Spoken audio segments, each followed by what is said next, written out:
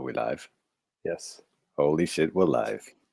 Hello, and welcome to the Famicast 164, your Famicast for the latter part of December 2019, and your final Famicast of the decade, and the Fammies 2019! Yeah! Woo!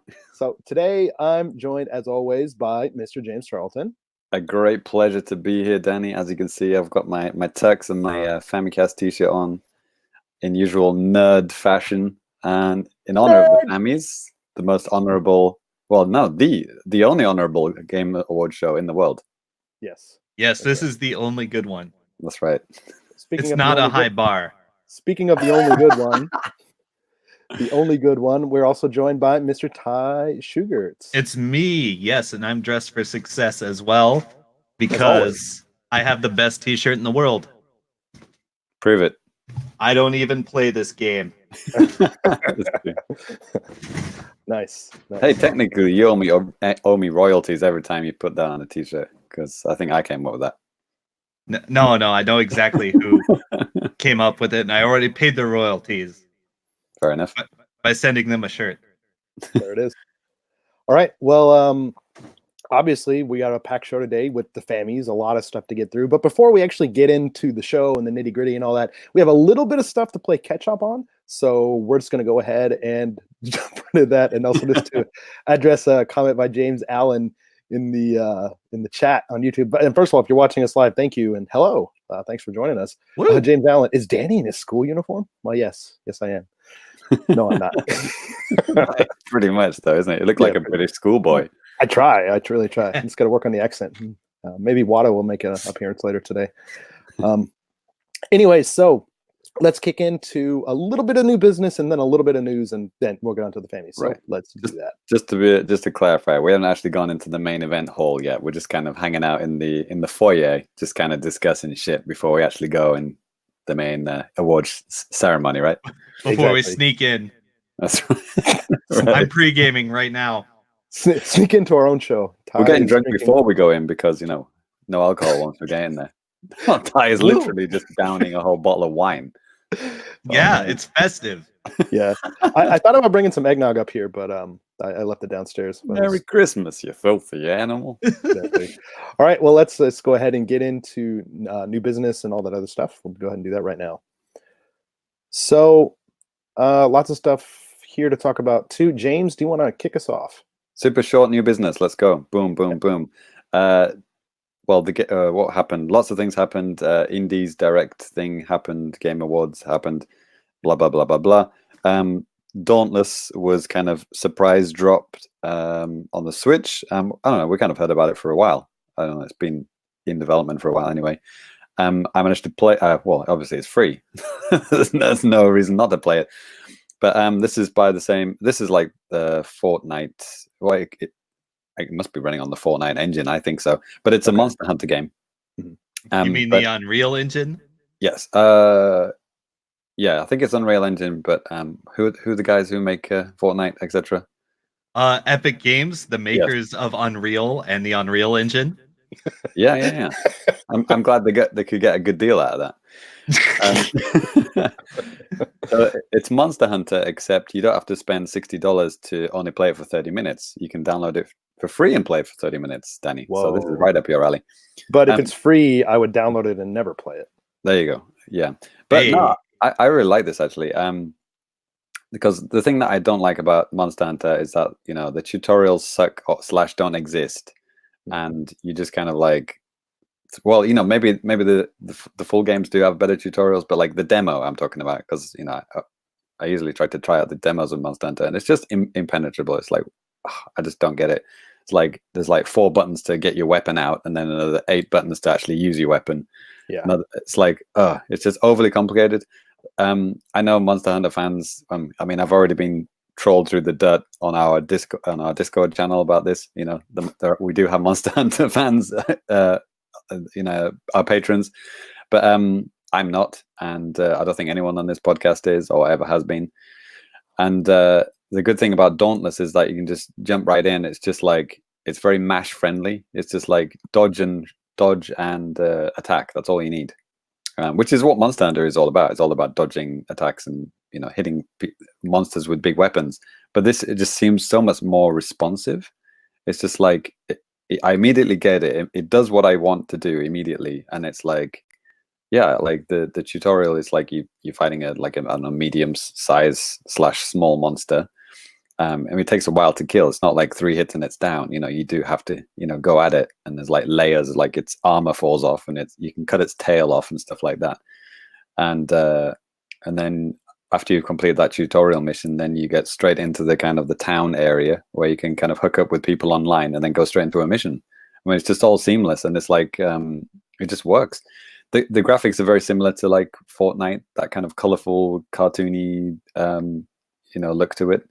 It's colorful. It runs, and this game has not only cross play, but it's like cross progression. So cross saves, right? Yeah, cross saves everything. So you could like start on like Xbone and then load it up on your Switch, and it's the same save file. It's crazy. And it actually recognized my Fortnite username. Obviously, it's using the same Epic account. Yeah. So it was just immediately recognized. Didn't have to do anything. So it was like super seamless, and yeah, definitely worth a shot. I mean, if you've always been put off Monster Hunter because it's like, sluggish or just annoying, Danny, I'd recommend giving it a shot. And we might end up playing it, with our patrons as well, because everyone can have it. Even if you don't have a Switch, you can still play it. It's great. Cross play. Is it on mobile too? I'm not sure about that one. Okay. But yeah, it's definitely on all the 3 major consoles, and they can all play together. Which is cool. And also be on the sale, there's lots of sales going around now. There's probably another one due to start very soon, definitely in Europe, because like Europe accidentally kind of tweeted out that it was there was an epic sale coming, and then deleted the tweet. Yeah. So it's definitely coming probably by the time you're listening to this. It's worth checking out. But there was a good sale last week, and on the Japanese one, and there was a game which I'd always had an eye on ever since the Wii U days, and that's Darksiders. Mm-hmm.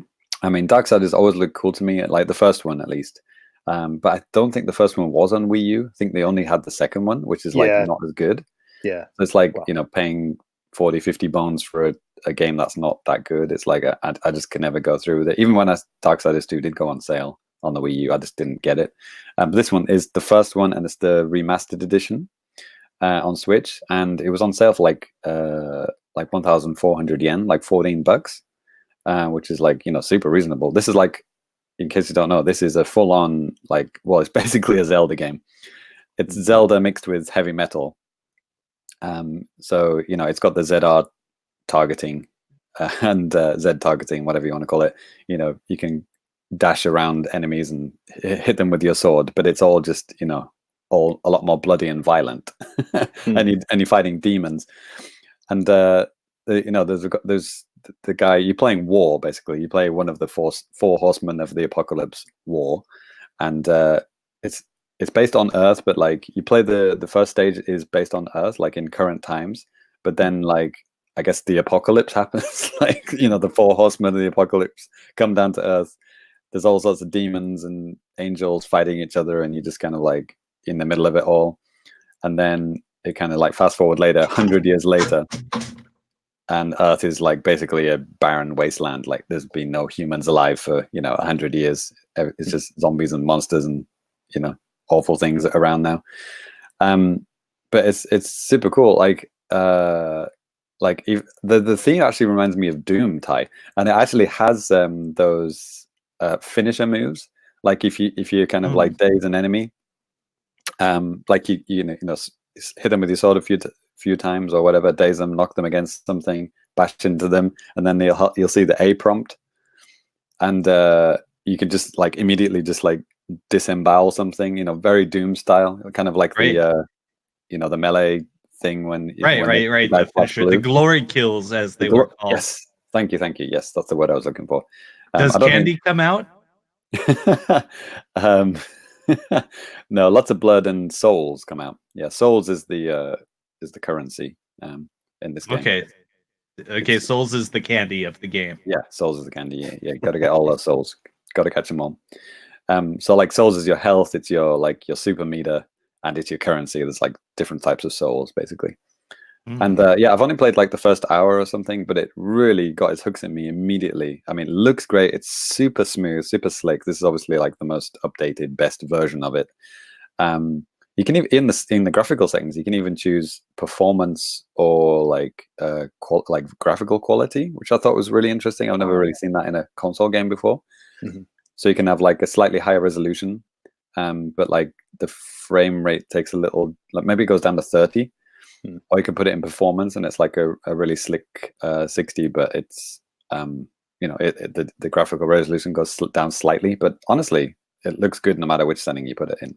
Yeah, and like it's like you said, that kind of reminds me of like N64 days, where some games did have that type of an option. Sometimes, obviously, if it's making use of the expansion pack, but some games just had some kind of a high res mode, and obviously it does actually remind me of those days. Yeah. So Lemonade in the chat reminded us that the first Darksiders was one of Wii U's last retail releases. So yeah, I guess the first game was like released after the second game, which is weird. But yeah, I'm really glad I bought it, and I know I'm still playing Dragon Quest 11, but I talked about that before, so that's why I talked about Darksiders. Still playing Dragon Quest 11. There was a Mario Maker 2 update, which we'll talk about in a second in very brief Japanese that we're going to do. That is amazing. The new Link character, the new Link character. Have you ever heard of him? Who? The new Link mode, or whatever you want to call it, skin that they've done is amazing, and is like genuinely a huge update. It's bigger than I thought. Actually, this is this is going to change a lot of things actually, because the amount of moves that you can do as Link really changes like the game of Mario, because he can do things that Mario can't do.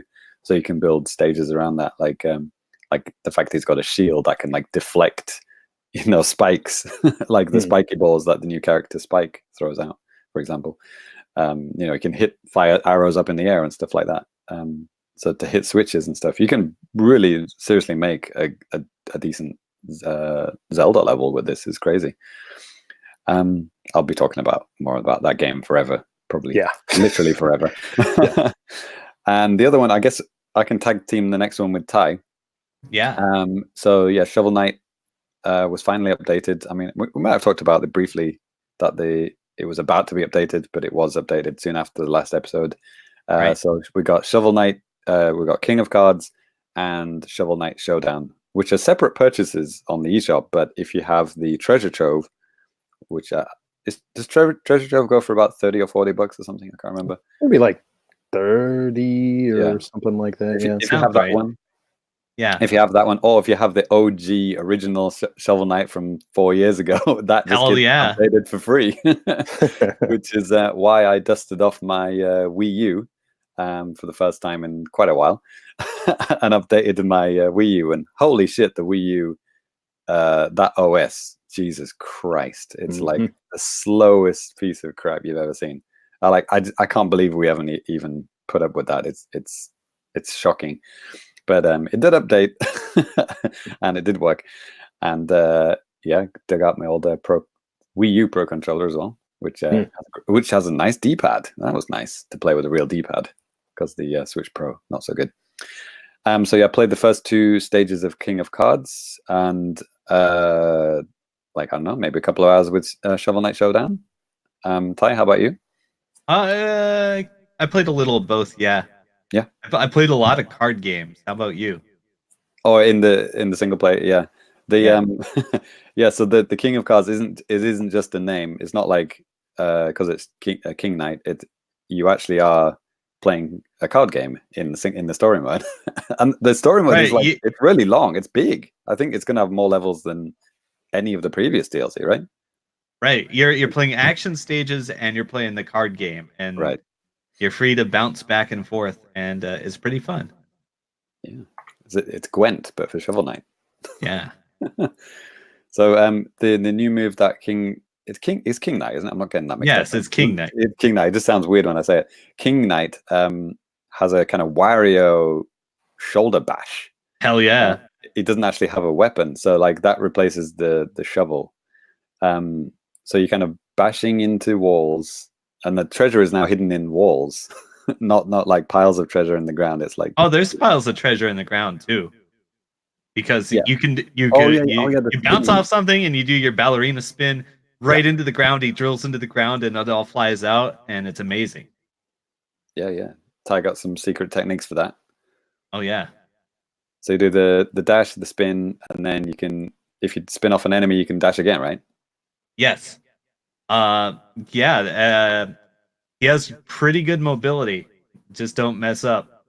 Yeah, yeah, air dash FTW.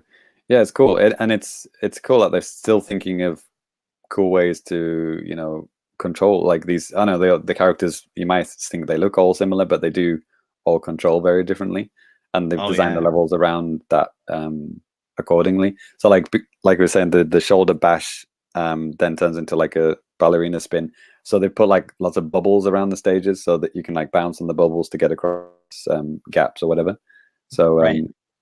yeah, like the Plague Knight one was like they put lots of those like circular hook things, right, that you could kind of dash off and stuff like that. So Yeah. There's a yeah, lot of the little swingy lantern things too that you can bounce off of. yeah. Yeah. And of course you can just bounce off walls too. It's pretty good. Is that new music? I believe so. Okay, yeah. I think it's like a mix of old and new Okay. from Well, what I played. the stages I played, it all sounded like tracks I've heard before, but yeah, maybe later on. So did you play much of Shovel Knight Smash? Shovel Knight Showdown? Just a little bit. Yeah, we retweeted because the developers themselves already told us this, the code to unlock everything, Oh shit.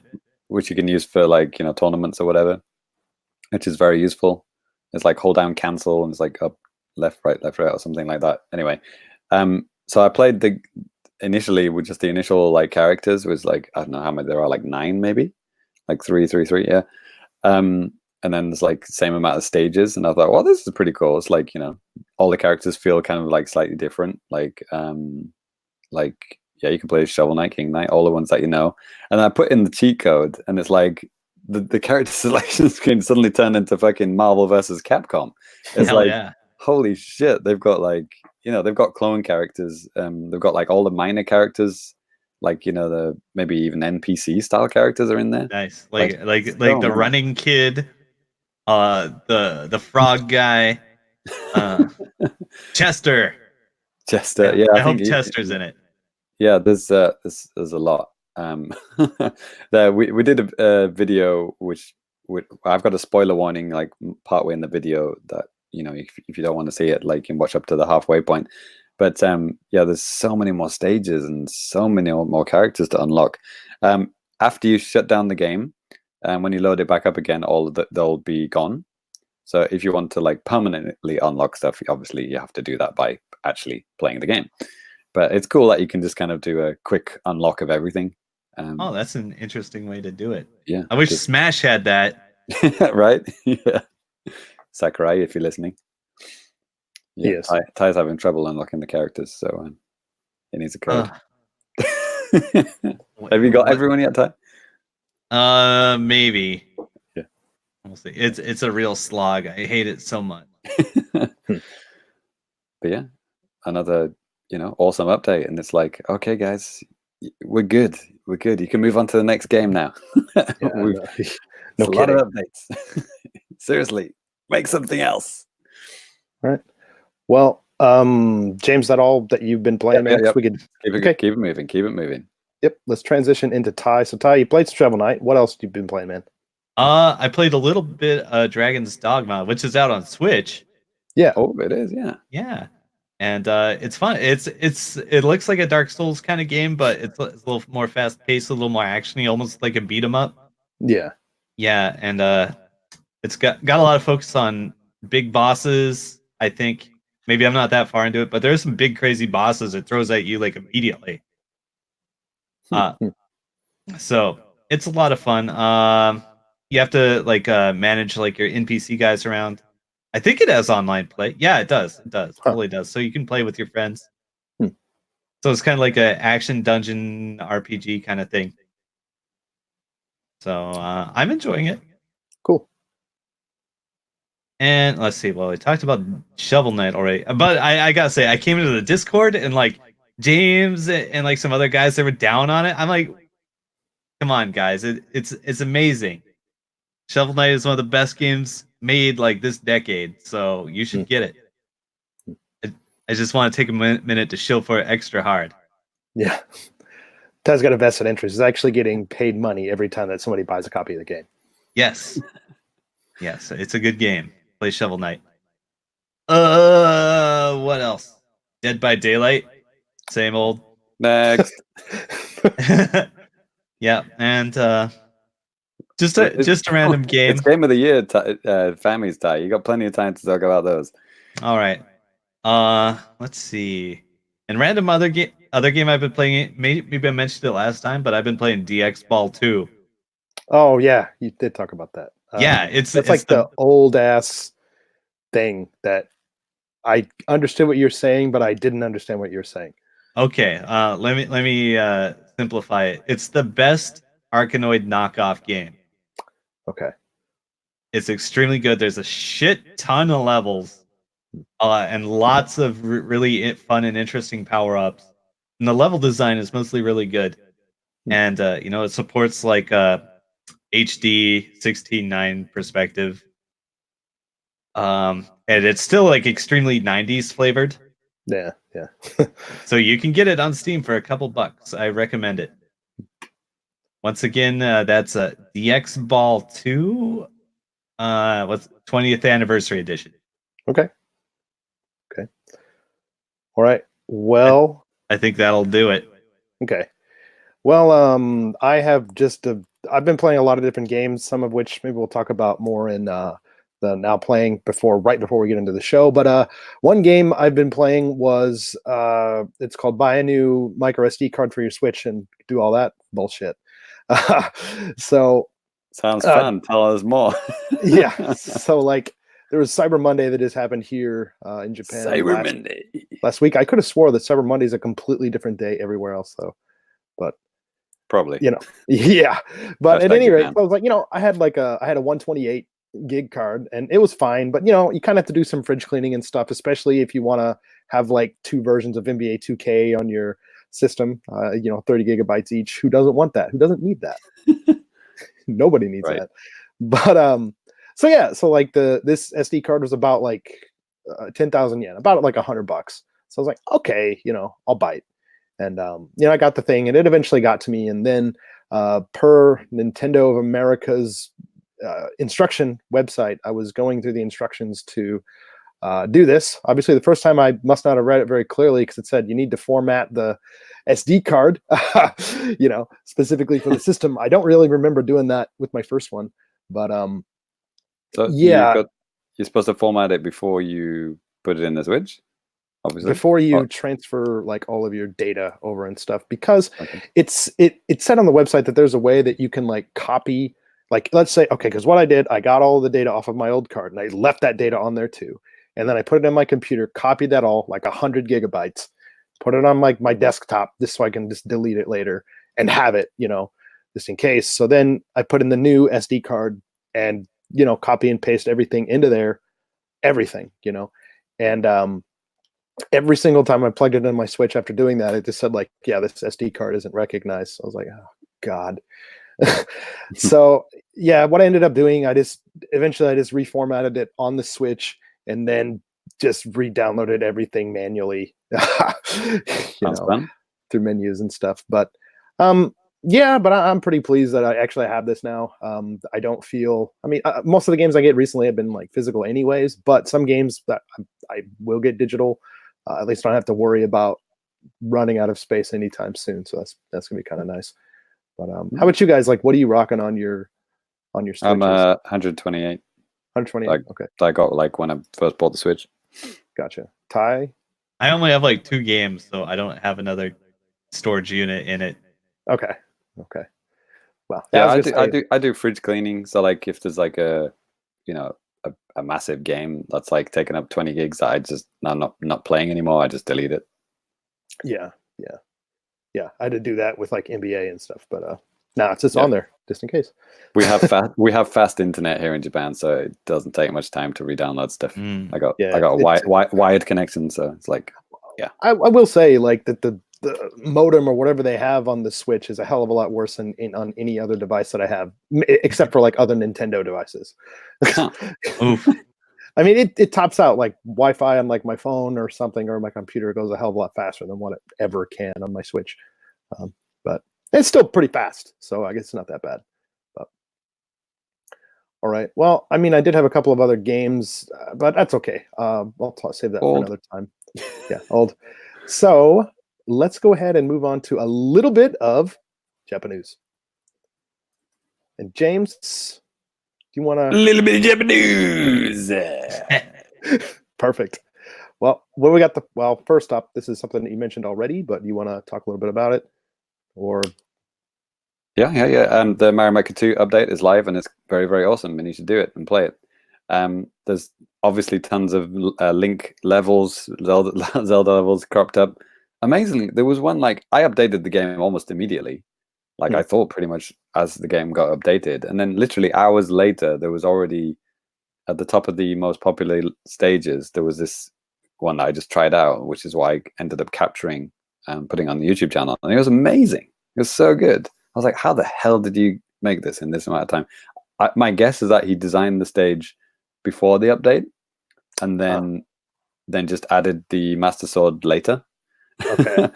And just kind of knowing ahead how he was going to do it. But I don't know, some of the things you kind of require precognition or something, because like you can plant bombs, and some of them like involve like timing the bomb, like going along a conveyor belt to like blow up a block, which then unlocked the door or something. Like some really genius things. I don't know how the hell he did it. And like I said about the shield stuff, there was like this constant like spike balls being blasted at you, and the only way to get through was to like put your shield up and knock it back, and then go down as it was being reflected back. Things like that. Really, really cool. Very, very impressed. The other things were the what's it called, the ninja mode. Yeah.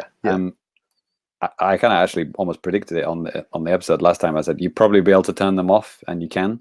And not only that, you can actually increase or decrease the amount on screen at once. You can actually just have like 3 or 4 ninjas, like shadows or whatever you want to call them, like ghosts following you, or you can have like a ton. Yeah, like they showed in the direct. Yeah. Ty, do you know about this kind of like fan-made game? Is it like called 100 Mario or something? Yeah, I remember that. Mario Battle Royale or something like that. Yeah.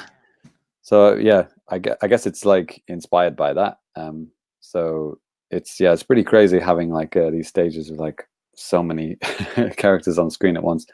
So what you do is like Nintendo have like designed a stage for you to play this on, and it's basically a time trial stage, which it's like a snow level where you have to kind of bounce on heads, and if you have like a good rhythm, you can get to the end very, very quickly. But what it makes you do is the first time you play it, it's called like recon mode, and it's not measuring your time. So it's just like, okay, you just go through the level, check it out, play it once, get to the end, and then you play it again, and then the timer starts, and it's like, okay, you know what this course is about now. Now do it as fast as possible, and then it gives you like an average time compared to the rest of the world and stuff like that. So yeah, it's pretty cool. I think they did a really good job about it, and all the other like the added characters and stuff. It's probably just best to just watch our video on YouTube to see what they've added. But right, yeah, all good stuff. All good stuff. Okay, what's next? I got the next one. So yeah, Bravely Default 2 got announced at the Game Awards. I'm a person that really enjoyed the first Bravely Default. I have the second one. I haven't played it, but yeah, so that's pretty cool. I'm looking forward to see what that'll be about. So yeah, cool. There's also a No More Heroes 3 trailer, like almost like a story-based trailer. It's kind of crazy. Like it's kind of long, and like the first 2 minutes, you have no idea what game it is, and then only at the end when Travis Touchdown comes in, and you're like, okay. But yeah, it looks really good. Super hype about that. But yeah, that's for talk about later in the show. Sure. Hype for next year. Well, another little bit of news, something I kind of know a little bit about, but haven't really touched for a while because there's nothing compelling. But Nintendo did release, this is apparently the 14th free Nintendo Labo VR mini game on the Switch via their news channel in Japan today. And it's called Christmas. It's based on basically controlling Santa Claus, going down a chimney and stuff. So maybe I'll give it a try at some point, but I don't know. It's just something about. I mean, I think the Labo is a really cool idea. They just haven't done anything compelling or anything that makes me feel worth. But Danny, you've got young nieces, nephews, cousins, whatever. Yeah. Like they would love that kind of thing, wouldn't they? Well, my young nieces and nephews live in America. I'm not going to bring the Labo back. No. Okay. Well, over there. Why? It's cardboard. Just flattens down, doesn't it? Oh yeah, but then like you put it back together and then it'll rip apart. And, I guess you have to rebuild it then, don't you? Yeah, that's too much. That takes another 3 hours. Take another 4 hours. Can't do it. Yeah. So yeah, this last little bit of news, Zelda related. Monolith Software actually recruiting staff for a game in the Legend of Zelda series, probably Breath of the Wild 2. Holy shit. Positions include technical artists, programmers, planners, designers, management, support. And they're looking for freelancers to work on character modeling, concept art, scenario planners, and maps. So, did you see that little behind the scenes stuff that they kind of dropped as part of the one of the job advertisements? They actually put in some kind of I don't know if it's accidentally, but like they put like some motion capture behind the scenes kind of photos. Yeah. And it was from the Breath of the Wild, well, not the Breath of the Wild 2 trailer, which the game is not even out yet. And it's like, wow, that's cool. Behind the scenes of a game that's not even out yet. Yeah. That was kind of exciting. Yeah. So do you think that's going to come out next year? If they're just starting to recruit stuff like this now, that'd be a hard sell. But I mean, the engine is built. So I think it's more like they just need more manpower to get it done. Get her done. Okay. Yeah, we'll see. I mean, engine's done, so I mean, there's the hard work is done. Like I know everything about game development, but you know what I mean. That's mine and Ty's podcast. Yeah, exactly. I could easily see November 2020 at the earliest. If not, I hope so. Cross my fingers. So March 2021. Who knows? Yeah. And then gets delayed and put on the Switch Pro. Who knows? It's gonna be great. Hey, recently I did pick up Breath of the Wild on the Wii U, just because. What? The Wii U? Yeah, physical version. I needed it. Obviously, that's going to be worth hundreds in 200 years. Hundreds of yen. Anyways, so we have a little bit of news to cover from the indie world thing that happened in Japan. I know a lot of you out there have watched the one that went down in North America and Europe, and I don't think there's any differences between those, right? North America, Europe, it's all the same. No. But there is a lot of difference between the Japanese one and the Western ones, which is why you listen to the Famicast, right? To find out all about that kind of good stuff. So big ups to our friend of the show, Japanese Nintendo, Brian. He did a nice rundown of it. So some of these games are already announced for the West. Some of them are just weird different names. And some of them are definitely not coming to the West. So let's check it out. So the first one is Sakuna of Rice and Ruin, which looks cool. It's like, I don't know, it's like almost Wind Waker vibes with the boat. On the water. Watercolor art. I think it looks really cool. But kind of not realistic, but nice kind of graphical style adventure game. And the other one was What the Golf, which I have played as for free on the Apple Arcade thing, and it was fun.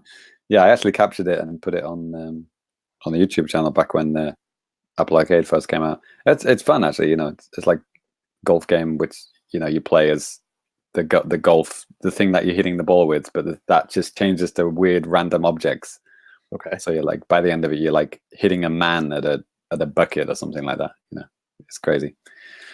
So that's coming out pretty soon, actually, this year. Eastward, which we might all remember as that kind of crazy, amazing pixel art RPG kind of Earthbound looking game. Like steampunk maybe, but like super detailed, and it actually had some kind of Japanese influence, even though it's not made in Japan. But we don't have a specific release date. That's 2020, and they're calling it Eastward in Japan as well. Okay, which is kind of I don't know, it's a mouthful for Japanese people. Eastward. The other one is it's already been announced in English as Phogs, Phogs, but it's going to be called Inu Inu in Japan. It's like, oh man, I think we talked about this before. What's that animation? Was it called Cat Dog? Yes, Cat Dog. So and then like this character even looks like Cat Dog, except it's two dogs. So it's Dog, which is why it's called Inu Inu, which means dog. Yep. Synaptic Drive. I don't know what this one is. This comes out next spring. Custom Robo. A competitive online shooting game. Yeah. Custom Robo guy. Guys. Oh, yes. Okay. Koji Kenjo. Friends of the show. Yep. Best friends. Love him. Love you, Koji. Yeah, it's like, the camera's slightly above the arena and you kind of like, going around shooting people. Yeah, it does look much like the Custom Robo or the other robot game. What's it called? Virtual On. Virtual On. Thank you very much. Well remembered, Danny. Hey. Killer Queen Black. Yeah. I think everyone knows about that. Oh yeah, got a lot of buzz. That's come out. Yeah, that's come out in summer next year in Japan. Ori and the Blind Forest is also coming out in Japan. Finally, getting a Japanese localization. What? I don't have a release date for that one.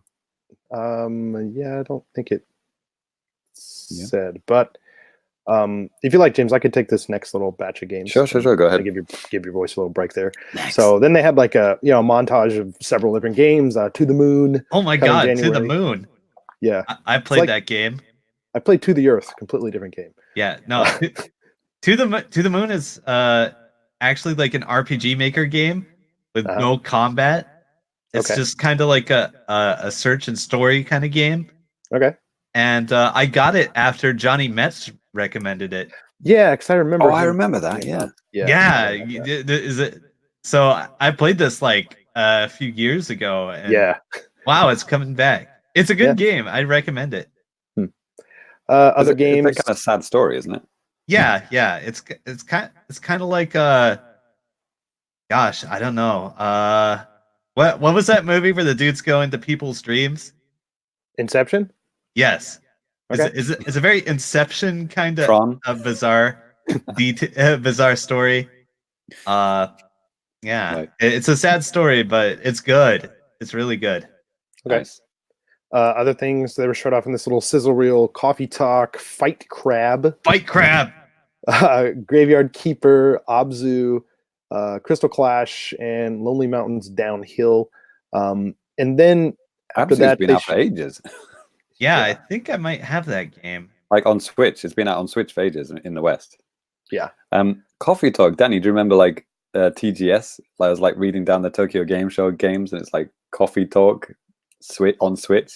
I could never find it at the show, so it turns out it's just some shitty, like not visual novel kind of thing. Very Japanese. Okay. Well, let's keep the ball rolling here. Then Sail Forth. This was showed off at the Western one too, right? Like you're taking control of like ships and stuff. Yeah. Procedurally generated. Yeah. We'll see. I'm looking at this footage here. It looks like To the Moon was totally redone. It could have been. Yeah, it looked like it was almost RPG Maker assets. It was really simple, but like a totally graphically redone one. That sounds pretty hot. Well, let's keep her rolling so we can get on into the Fammies here. So Baba Is You was actually showed off. It's something that's been a known factor in the West for quite a while. Blah blah. This game, Gleamlight. This is something that was talked about in North America. Survivalists. What Remains of Edith Finch. That's something that's already out. Yeah, that's been out for a while. That's these are all just like first to Japan kind of thing. First, exactly. Localization, yeah. And I'll even say with the name, kind of how they changed the naming convention for this whole thing in America and Europe too. Like this was the indie world has always been the naming convention for this thing during the Switch era in Japan. It's always been called Indie World. So maybe they're just trying to get some kind of parody, even though there is none when it comes to the game. There is no indie world in Japan. Yeah. But yeah, another game, Tools Up. I don't remember seeing about that. Oh, is that like a overcooked kind of style game? Maybe. There's yeah, lots join of up those to kind of games now. Yeah. yeah, join up to 3 friends, sit down or not, and start a wild renovation party. So Yeah, there's like ones with like moving out, which is like your players like house movers. Mm-hmm. Oh There's yeah, like, yeah. There's lots of these kind of cooperative, 4-player games where you're kind of doing a monotonous everyday task, but because it's a video game and you're playing with your friends, it's kind of fun. It's Yes. Cool. Into the Breach. It's coming in spring 2020. That's already out in the West, I believe. Yeah, definitely. Then Sports Story, the sequel to Golf Story, that was also in the Western one. That's coming to Japan. Oh, Sports Story. We should have headed off with this one. This is huge. Like Sports Story, not what's the sequel to Golf Story, but it's like they've just completely expanded it. It looks amazing. And I didn't even know this. This is a Switch exclusive. I totally thought it was on other things as well. Is it timed exclusive though? I mean, No, I guess no. I think even Golf Story is not on anything else, is it? Not sure. Yeah, I guess it just sold really well. They've had a physical version, but the people just craving for this kind of like sports / RPG game that used to be available back on the Game Boy Color and all that kind of stuff. I will say, around the time when a lot of the indie devs were saying, like, yeah, we're having like massive success on the Switch. That was like maybe last year and like late 2017. I wonder how that is now with so many games that are just on the eShop. I'm curious. I think the ones that do get thrown to the top of the pile get good promotion, like the Goose game. Yeah, they do absolute gangbusters. Sure. But yeah, the other 5,000 99 cents games that I love, maybe not so good. Or games like cool games like PBA Pro Bowling, games that I just kind of lukewarm on. I was thinking more like Watermelon Party. Great. You love it. Was that one 39 cents or 29 cents? Yes. Doesn't matter. Get it. Yes. Excellent. All right, and yeah, it looks like that's all that they had there. But that's cool. Like some of these games, it's great that they're actually going to be released around the same time as they are in the West. So that's good for Japanese gamers, and for us if we want to actually, use our Japanese money to actually buy games. So yeah, like Into the Breach. I mean, friend of the show, Liam Edwards, who now works for Q Games. He absolutely goes mental for that game. So it's cool to have it in Japan. Hopefully, they'll keep the English in there in the Japanese version. And not we'll see. So that's a weird that's thing. annoying when that happens, isn't it? It's like Yono. Yeah. Wasn't that Yono? Did they? Yono. Yeah, that was like they localized it to Japanese and then took out the other languages. It's like, come on, guys. Yeah, I mean, at least I'm not saying it's a good excuse, but at least with Square Enix, and they do like the Dragon Quest. I think the main reason why they don't have the English and the Japanese version is because Nintendo's publishing it in the West and do all the fucking work, and they don't. And maybe somebody's being stingy and just doesn't want to. Who knows? But yeah, there's another bottom of the barrel garbage game that I bought recently that language locked to Japanese. But yeah, we'll talk about that next year. Okay. No time for garbage today, boys. Well, James. Well, except for that category. Yes. Well, James, I think that's going to do it for our catch up. It went a bit longer than I thought it would, but that's fine. We still got a very, very exciting show for you guys ahead. So, James, why don't you go ahead and kick things off? Now playing on the Famicast.com. Or that. Right? Yep. Danny totally fucked it up, by the way.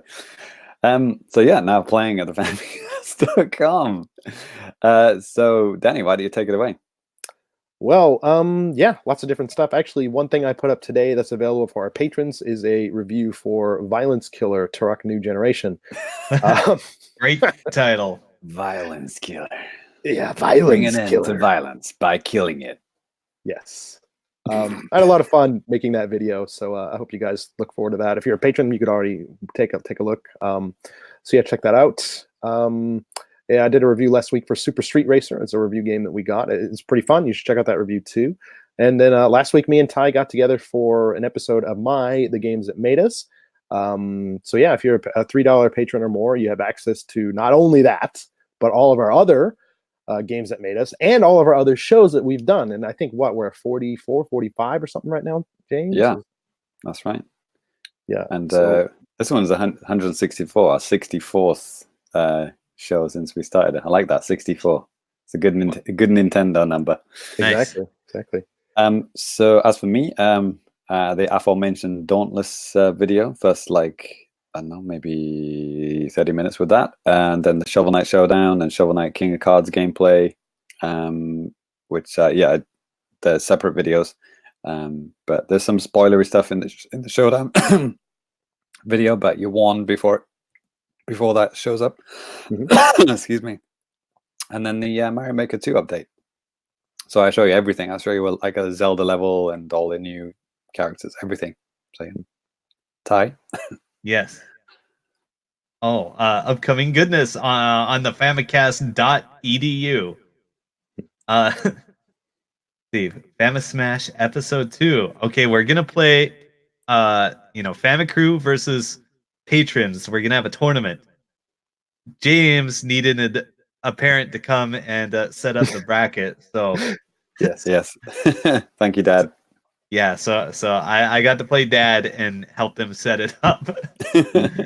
Right. Oh man, he made it was a real mess, but we got it straightened out. So I'm pretty sure we're just gonna do double elimination bracket with Famicrew and patrons seated apart. And if those words make sense to you, congratulations. If they don't, you're James. Huh?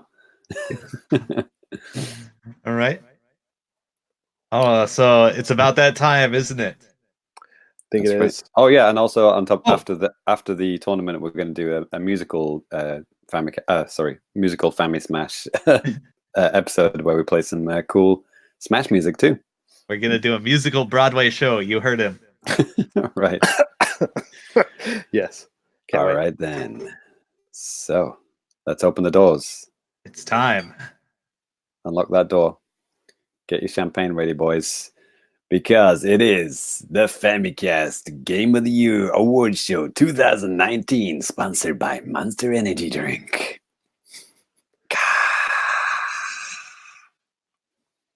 Yeah, here we are.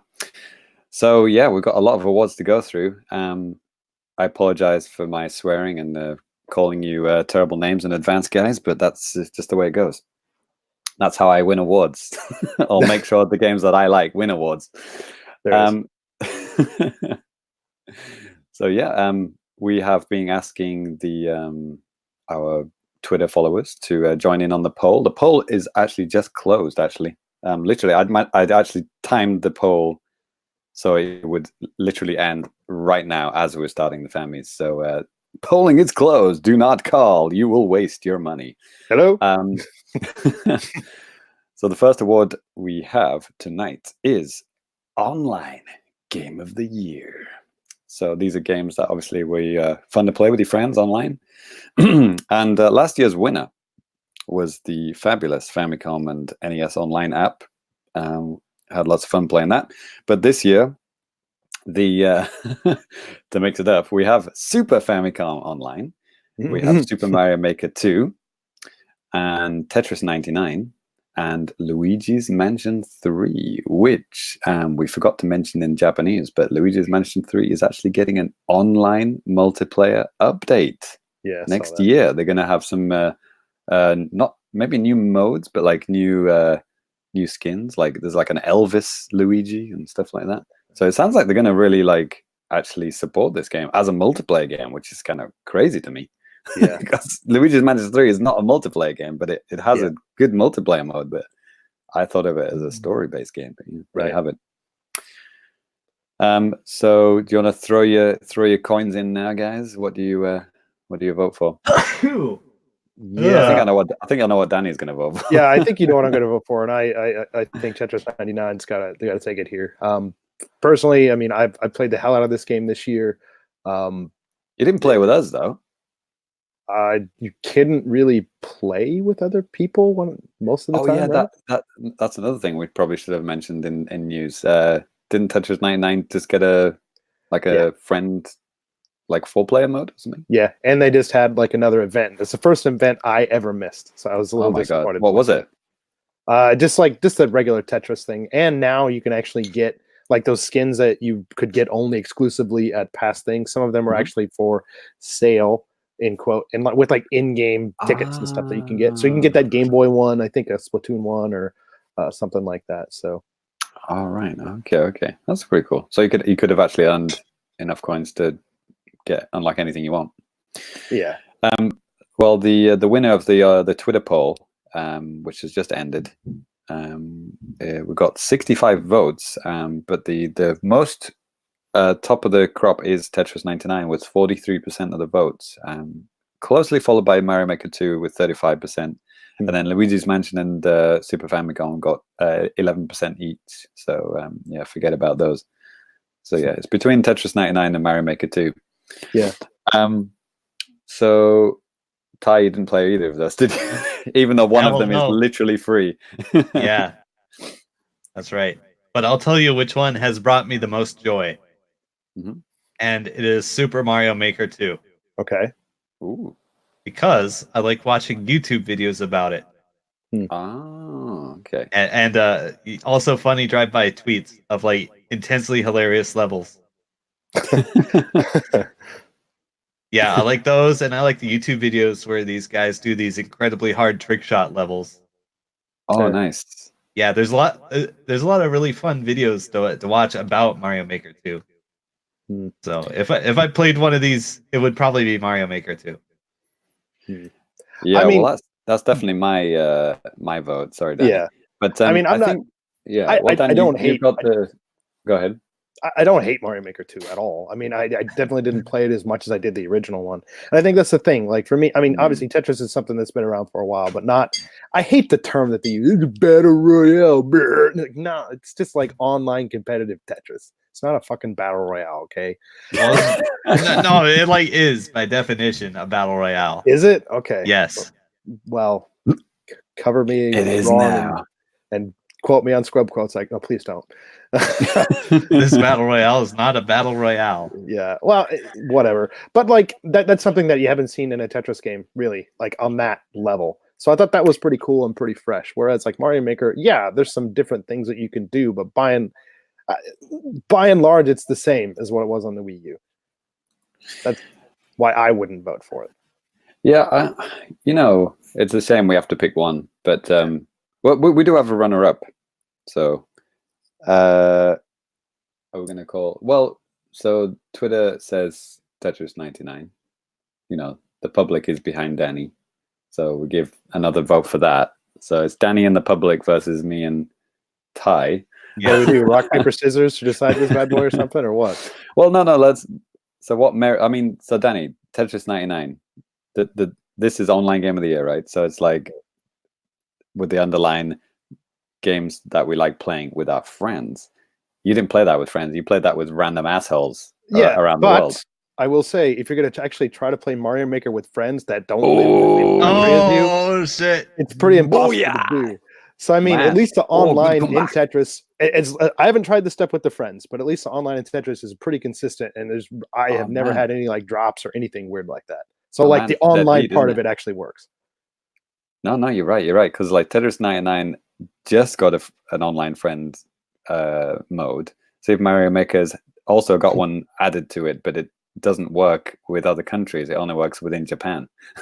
So me and Danny can play. We can play quite. I mean, that's cool. I'm your friend. I mean, I like playing games together. That's fine. Maybe we should rename it to the online game we played with friend, singular, a friend.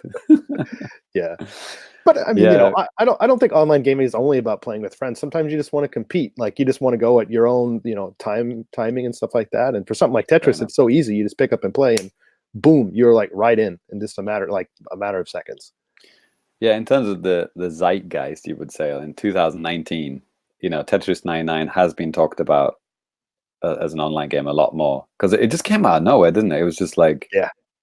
Well, A, people just couldn't believe this was released on a Nintendo console, and B, just came out of literally nowhere with no announcement. It's just like, hey, we're releasing Tetris 99 now. Battle Royale Tetris. And I think other kind of game series have tried to kind of copy that, haven't they? There's been other kind of battle royale attempts, since then. It's like, shit, if Tetris can do it, I can't think of any other examples off the top of my head. But 100 Marios or whatever you said earlier.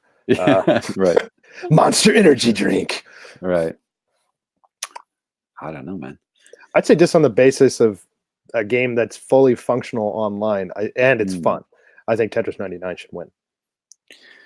Yeah, and then we just had the Ninja update, which is like, another online mode that you're competing against other people, like a battle royale Mario, so to speak. Yeah. But it's currently only one stage. So,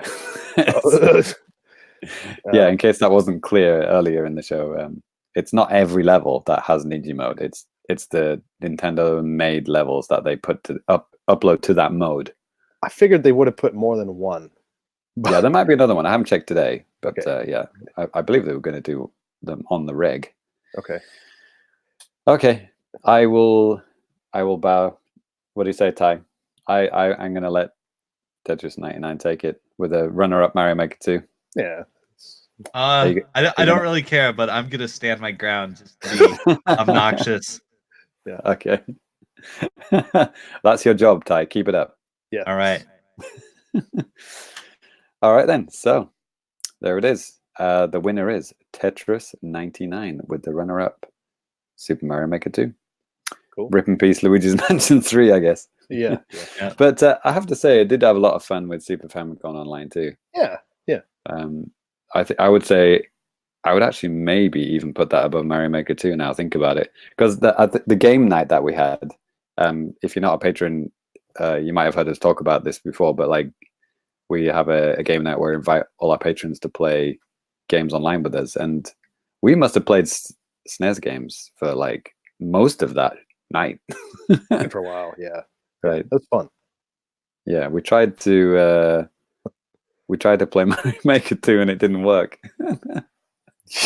Literally crap the bed. Yeah. Well, Ty, you had good times with Super Nintendo Online, didn't you? Yeah. It was not bad. Could use some more games on there though. Yeah. They got like 2 more games. Yeah, need some fighting games on there. Yeah. Yeah, that's true. They do need a few more versus games. It was literally just Super Mario Kart and Stunt Race FX, wasn't it? And Puyo Puyo. And Puyo Puyo. That was pretty good. Yeah. Let's keep the ball rolling, guys. We've got a lot of awards to get through. Okay. So I'm going to go ahead and go next with our second award of the evening. And this is the Please Stop of the Year award. Ooh. And so basically, these are just trends or games that you want to stop. And we had a couple of nominations ourselves. We got a lot of different nominations from fans and stuff like that too. Some of the ones that we had, or last year's winner rather, was phone games being ported to Switch. I don't think that's really stopped. No, in fact, the opposite. I actually enjoyed a phone game that got ported to the Switch, which is ironic. Weird. How ironic is that? I actually voted for the phone games not to stop coming to Switch, and then ended up liking one. But there you go. Sue me. Yeah.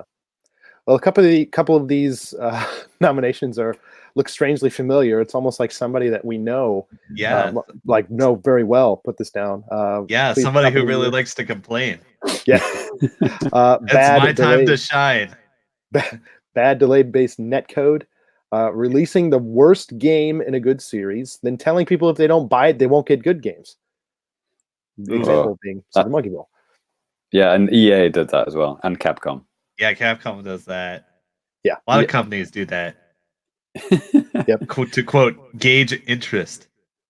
EA literally said to Americans, if you don't buy FIFA, you're not getting any Star Wars games. To Jesus Americans. They Christ. said that to Americans. Good luck with that, right? We just want a Star War. Yeah. Just one. Got to buy a football game then. Yes. No. Please stop releasing a game digitally for a high price, then 6 months later releasing it in a physical package as part of a collection with only said game actually on the cart. So yes, Narwhal suggested that one. But I think what this is really kind of boiling down to, Capcom, please stop, because you're doing these things all the time. All of your old school games are overpriced, and then you release them digital or physically rather, and they only have like one game on it that's like 1 gigabyte, and you have to download. Oh no! To be fair, Square Enix did it with their Final Fantasy, right? With which one? I thought one of the Final Fantasy ones was like download only. Like Final It depends on Fantasy your 12. region. Hey, in Japan, I think it was all on cart, but Oh really? Oh yeah. Yeah. Okay, maybe that's true. But whatever, it's happening. yeah, Stop it's it, happening. right? It sucks. Other things, bad frame rates in Nintendo games. Link's Awakening, Yoshi's Crafted World. That's from our buddy Nick Lone. Award shows.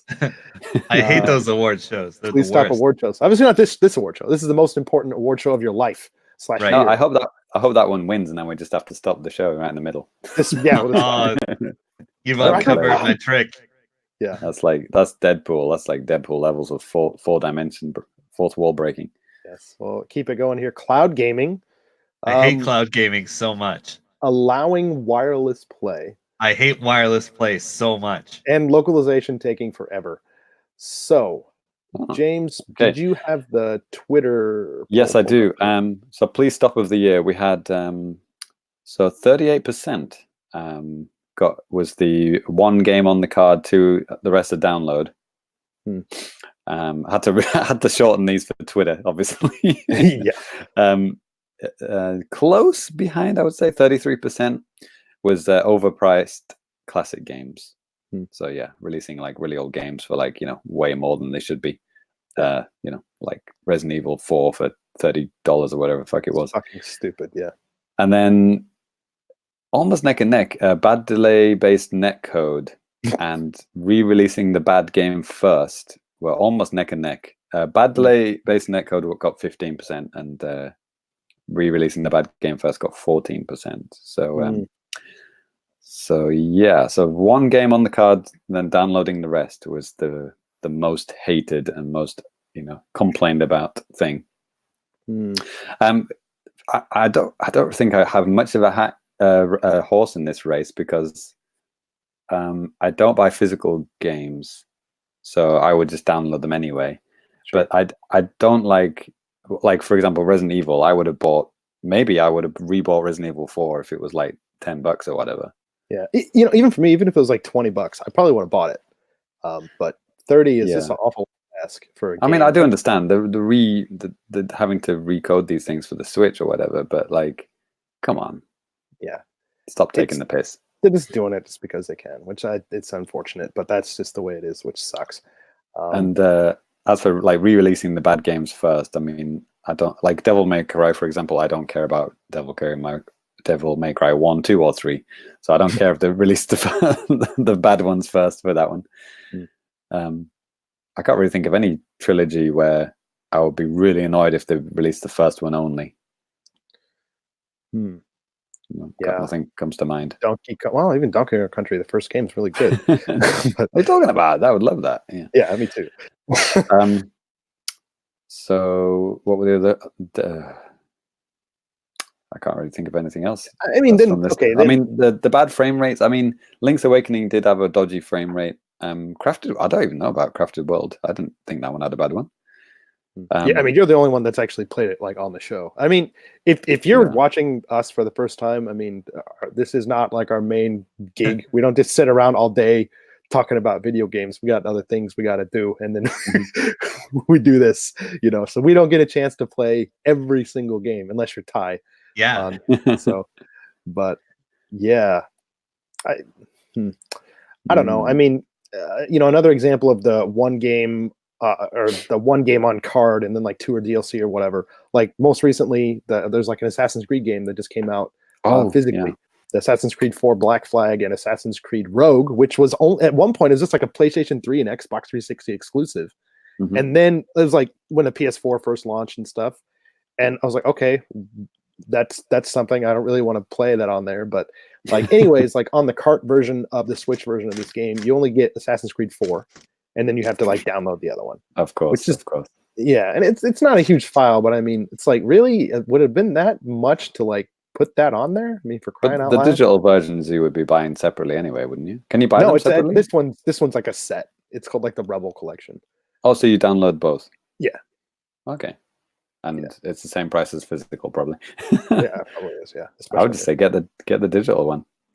Yeah, like the packaging.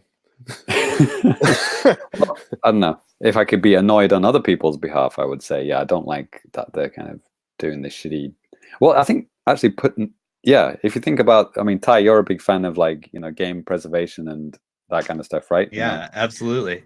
I mean, it is kind of shitty that these game companies are not putting the whole game on the card. I think that's shitty because, like, let's say you do have the game card of when I find the cartridge in a bargain bin 10 years from now. Yeah.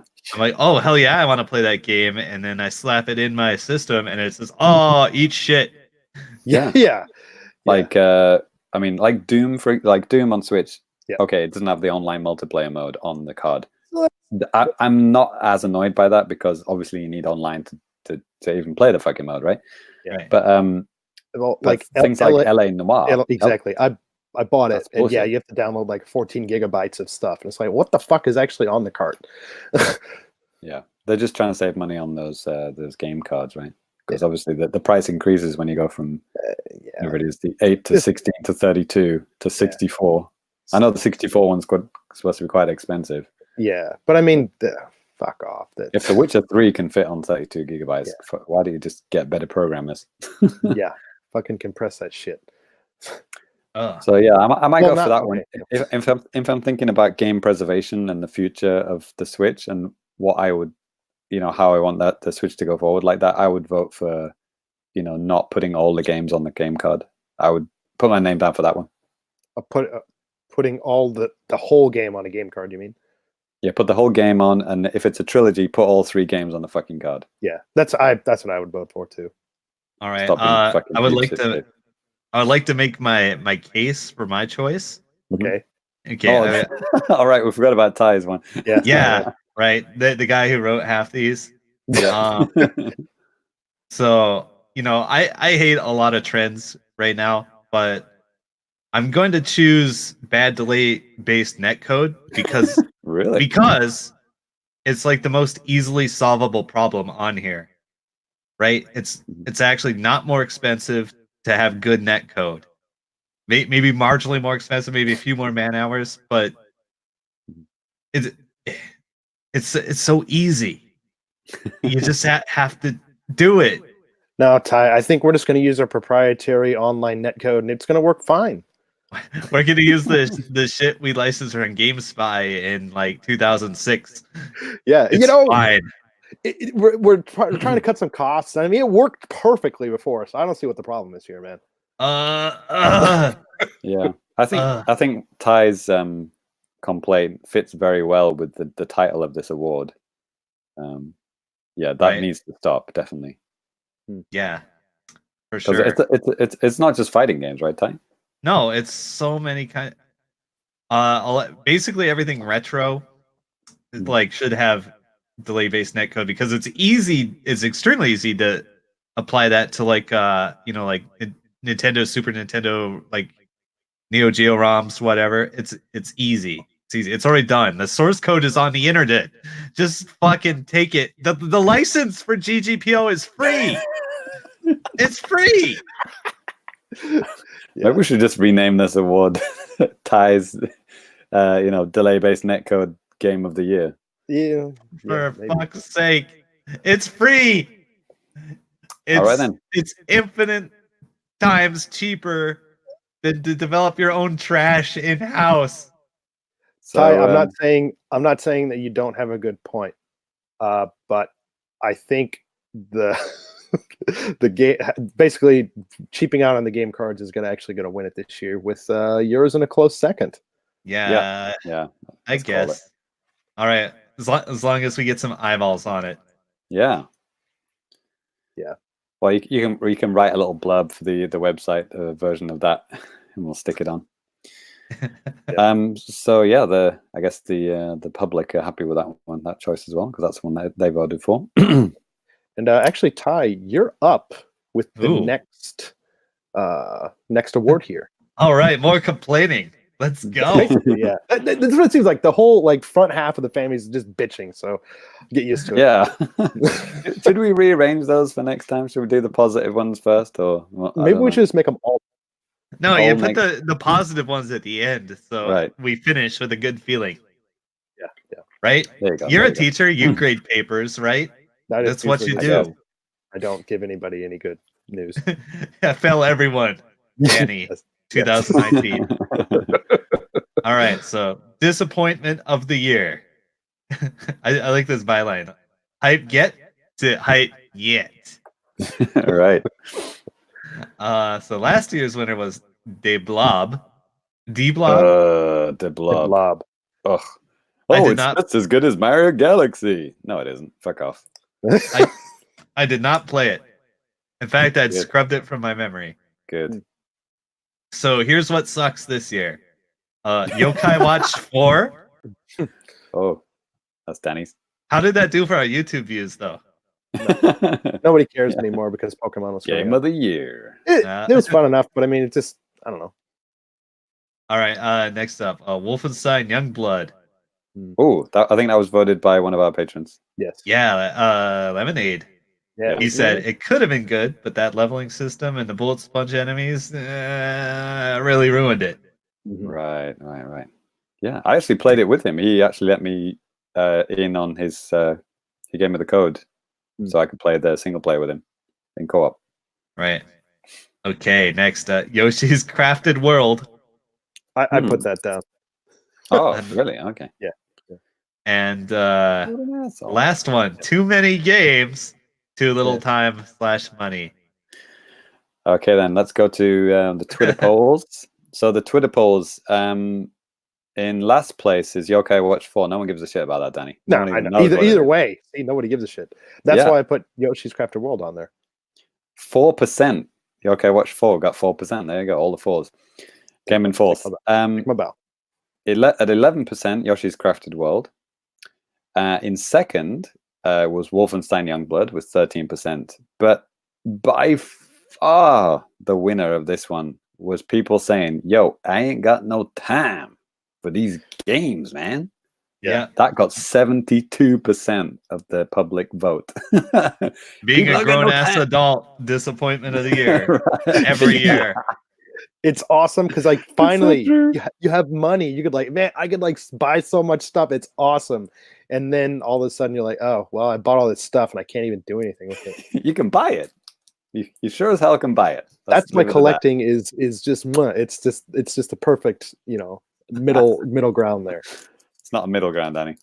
Well, I'll give you a middle ground. Yeah, so I mean, lots of good stuff here, but yeah, I think being an adult and just not having enough time, that is definitely something that kind of plagues us all, I'd say. I also like how the winner is like not even a game. Yeah, It's just all the games.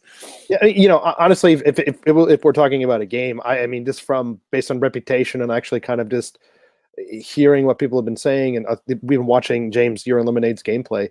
Wolfenstein did look like, I don't know, like it just looked disappointing. Well, I don't know. I had fun. I mean, playing with Lemonade was a lot of fun, and thank you again for giving us the code.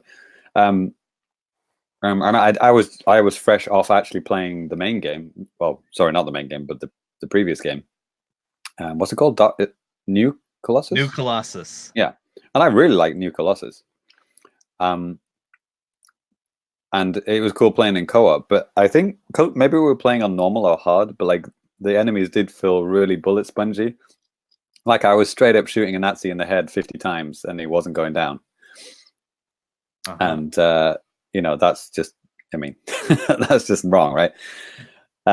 So, and it didn't feel like the level design and stuff. I mean, it did feel very similar to the previous game, and like I said, I was fresh off playing that game, so. But Yoshi, I mean, what are you talking about? Yoshi was great. I think, I mean, I didn't play the full game. I played the demo, and I just thought, like, I mean, I liked Woolly World. Okay. Whoa. Let me explain myself here. Hold on a second.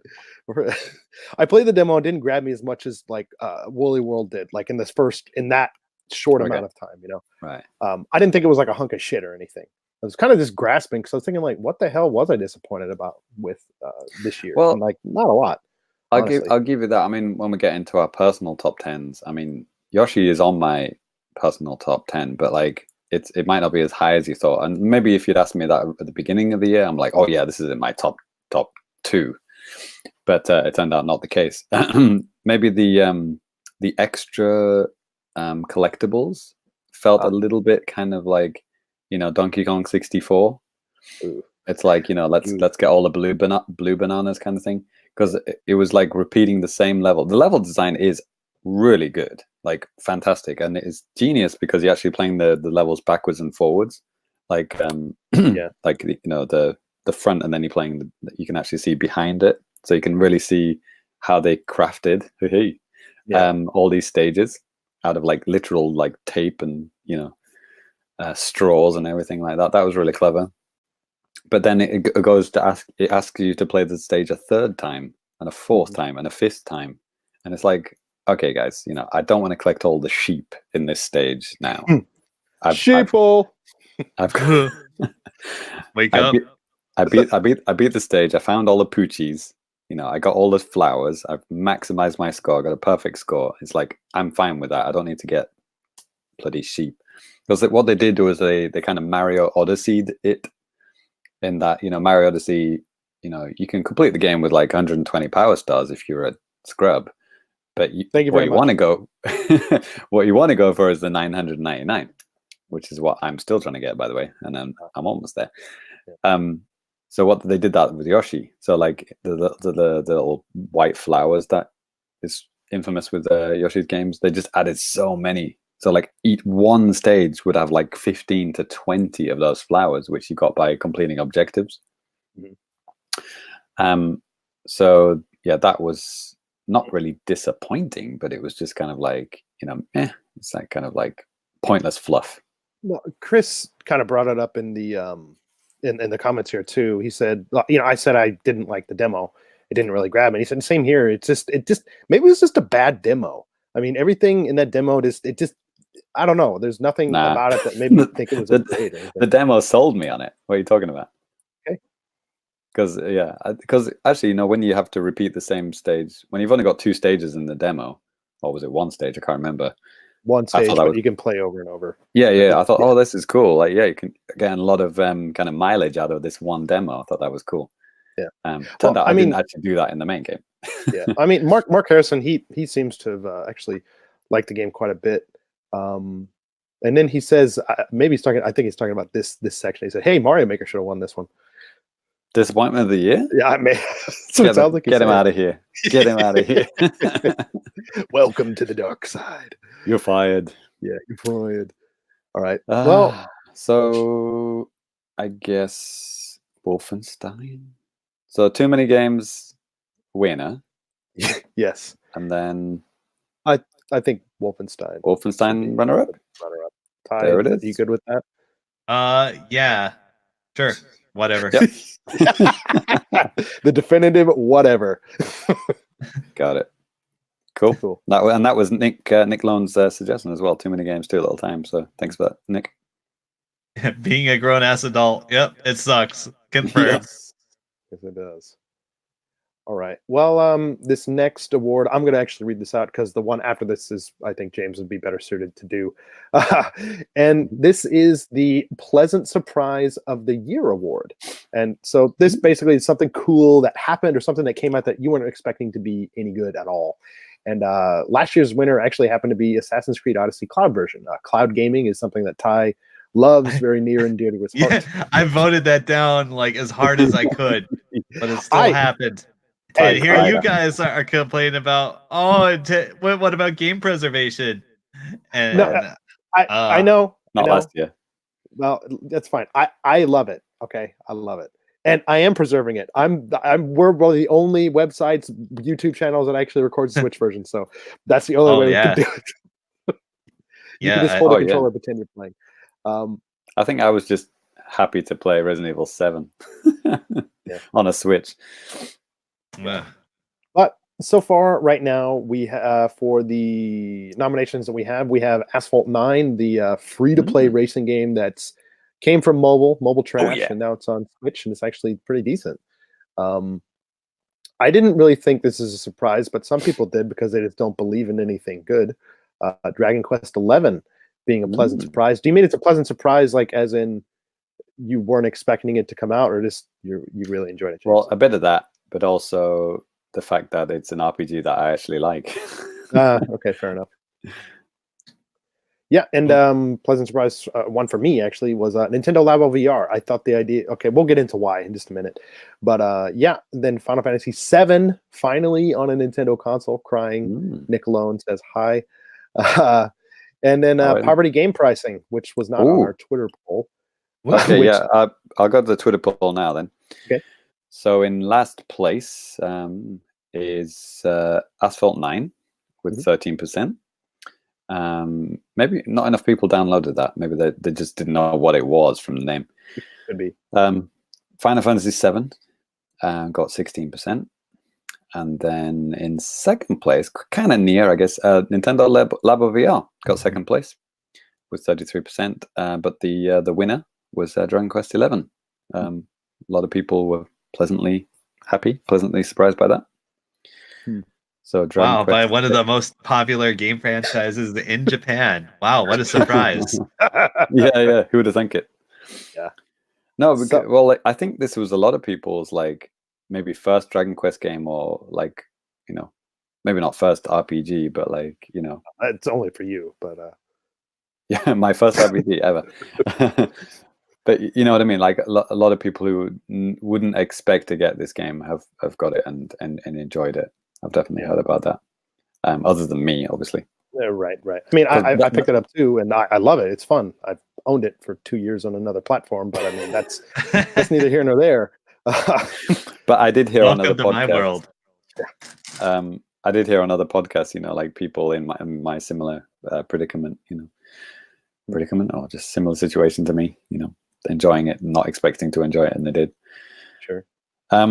So I think I would put a big vote in for Asphalt 9 as well, because like that a free phone game being ported to Switch has no reason to be good, and it's kind of baffling like how good that game is. And I think it's a really awesome game, and I can't believe it's free, and they haven't like shoved the IAPs down your neck as much as you would expect either.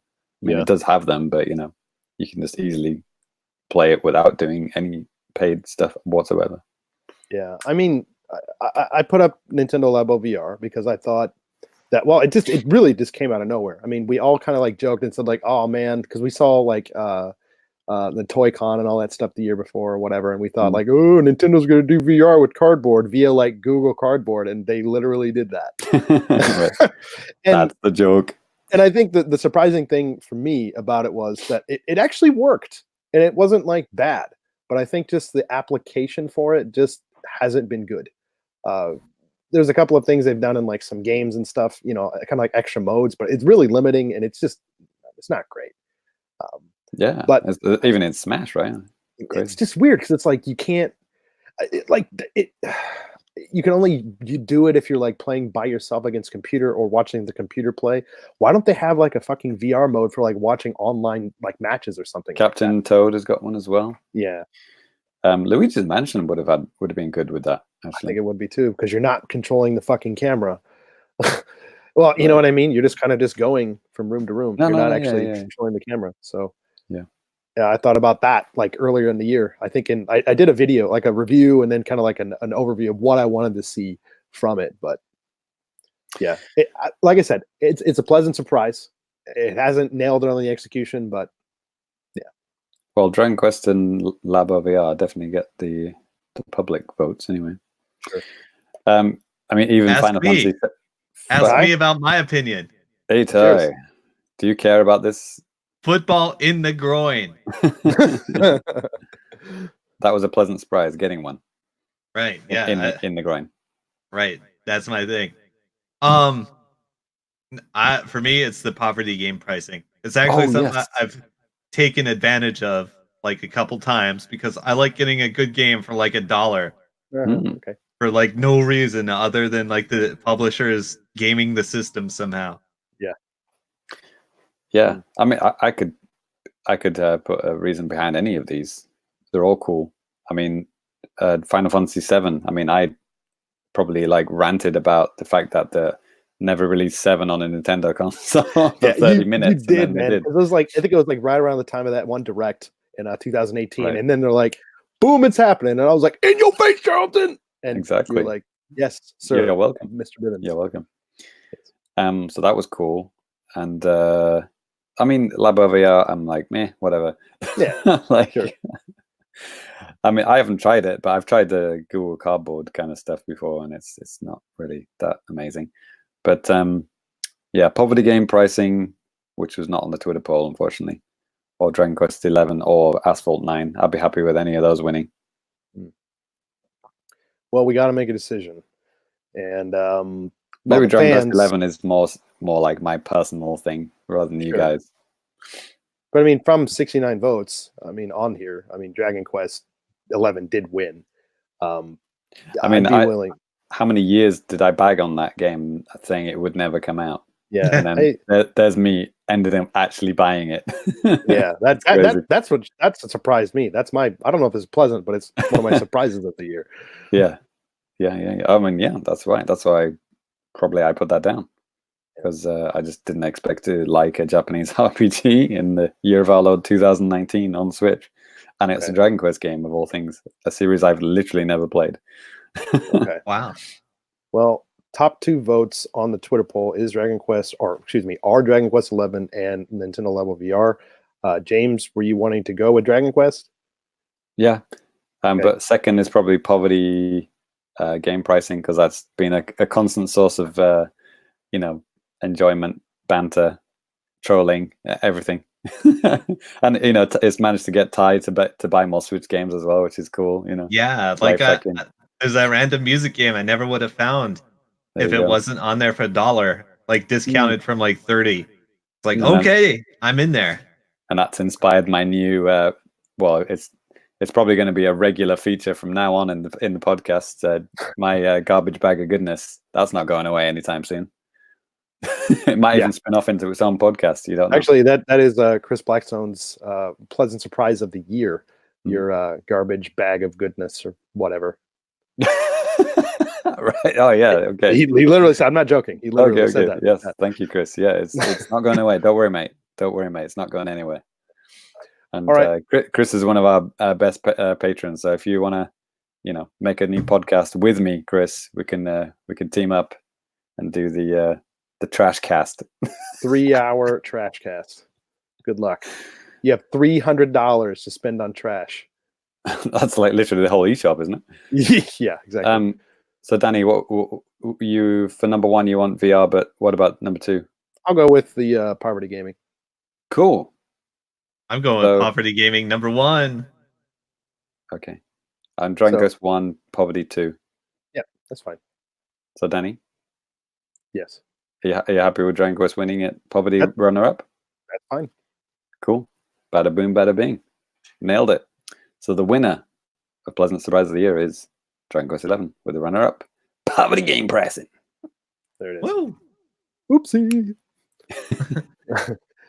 All right. Well, James, you're up next, bud. All right. Just writing down the winners, because we always forget. What won again? We did that the first year. I didn't write any of the winners down. We had to go back and listen to the show again. Number 5 is Tokyo Game Show Hype of the Year, which most people listening are like, yeah, get on with it, mate. Didn't go to Tokyo Game Show. Only you guys did. That's what I'm thinking too. Get on with it, mate. Didn't even go. But it does affect people listening, because you're going to play these games, man. These are indie games, so you're going to end up playing them. Probably not, but okay. So yeah, last year's winner was Shovel Knight Showdown / King of Cards. So there you go. Just proved my point. Yeah. So that's now out. That was the winner last year, and it's now out, and it's awesome. You're welcome. So this year we have Haven, we have R-Type Final 2, Trials of Mana. That's the 3D remake, and Witch, the Octopath Traveler-like game, and the last game is it's Tactical Galactical. All right, I couldn't quite read that one. Yes, I wasn't sure about that one. Right. We're doing it. Okay, cool. So James, you want me to I can pull up the Twitter if you'd like me to. Oh no, I've got it right here. Okay. So the Witch got 0. People just couldn't be bothered to say. Or they probably did a Google for Witch, and it's like nothing came up except maybe the movie called The Witch or something. Children's Halloween costumes. That's right. Yeah, clip art pictures of a witch. Right. Anyway, in third place is Haven, which is worth checking out. I mean, we've got a video of that on our YouTube channel. It's actually the sequel to Hexen. It's not.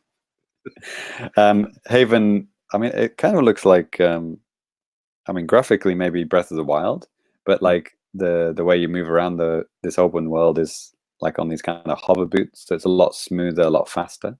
And you're playing as a couple, like a man and a young man and a young woman, and you kind of go back to home base, and there's like a crashed spaceship, which is, I guess, your home. And when you go back to home base, then you can talk to each other and ask each other questions, and you got like a little fridge in the living room and everything. It's all like inside the spaceship, and then you go out into the world and you find stuff. It's really cool, really charming. In second place, R-Type Final 2, which is R-Type, just like a really beautiful modern update of R-Type. But this is R-Type Final 2. Ty knows about R-Type Final, which I haven't played, but it's a 3D R-Type, right? Like 3D polygonal 3D from the side. Is it? Right? Well, R-Type Final Type 2? Yeah. And the winner by far was Trials of Mana with 70% of the vote. R-Type Final 2 only got 21. Haven 9, Witch 0. So, have you guys seen any videos, Trials of Mana or R-Type Final? I've seen stuff of Trials of Mana. I think it looks interesting. Yeah, I think it was Michael, intern Michael's one of his most hyped games. He wrote a little blurb about it on our TTS page. He's been pretty hyped for it. It's it's kind of weird. Sometimes when it comes to RPGs, sometimes you just don't know which one to go for, right? Yeah, it does look quite similar to a lot of other ones. And also because they've re-released the Mana collection, and we've also had a Secret of Mana 3D remake. And now this is a Trials of Mana 3D remake. But this one actually looks good, because the Secret of Mana remake was not good, right? The one that was on PS4, kind of like looked like a PS2 game, but it was a PS4 game. Yeah, they like cursed the art direction somehow. Yeah. So for me, because Valfaris, I had Valfaris on here for a while, but then Valfaris came out, so we can now play it, and you should buy that. Sure. So if this wasn't restricted to games that were not out, I would say Valfaris. Yeah, me too. But it's out, so the hype has ended, because it's now regular hype. Yeah. Hype as in it's not out yet, and I really want it to be out. I would say R-Type. Yeah, I'm gonna go with R-Type. Wow, you said R-Type? Yeah. Wow, congratulations, James. I didn't write Trials of Mana. That wasn't me. Okay. That was Michael or Danny or someone else. All right, I'm gonna go with R-Type Final 2 as well. Cool. Okay, I'd say Trials of Mana and then R-Type. So R-Type wins it. Wow, we actually picked R-Type. I didn't see that happening, but I'm so happy that it did. Nice. Play R-Type. Yeah, and if you want to see if our write-up of all these games, check out our hub page of TGS. Little write-ups and videos of everything at the show. Pretty cool. Cool. So winner is R-Type Final 2 with runner-up Trials of Mana. There it is. All right. Well, Ty, you're up next with award number 6. Oh yeah, and I snuck in a last-minute nominee on this category.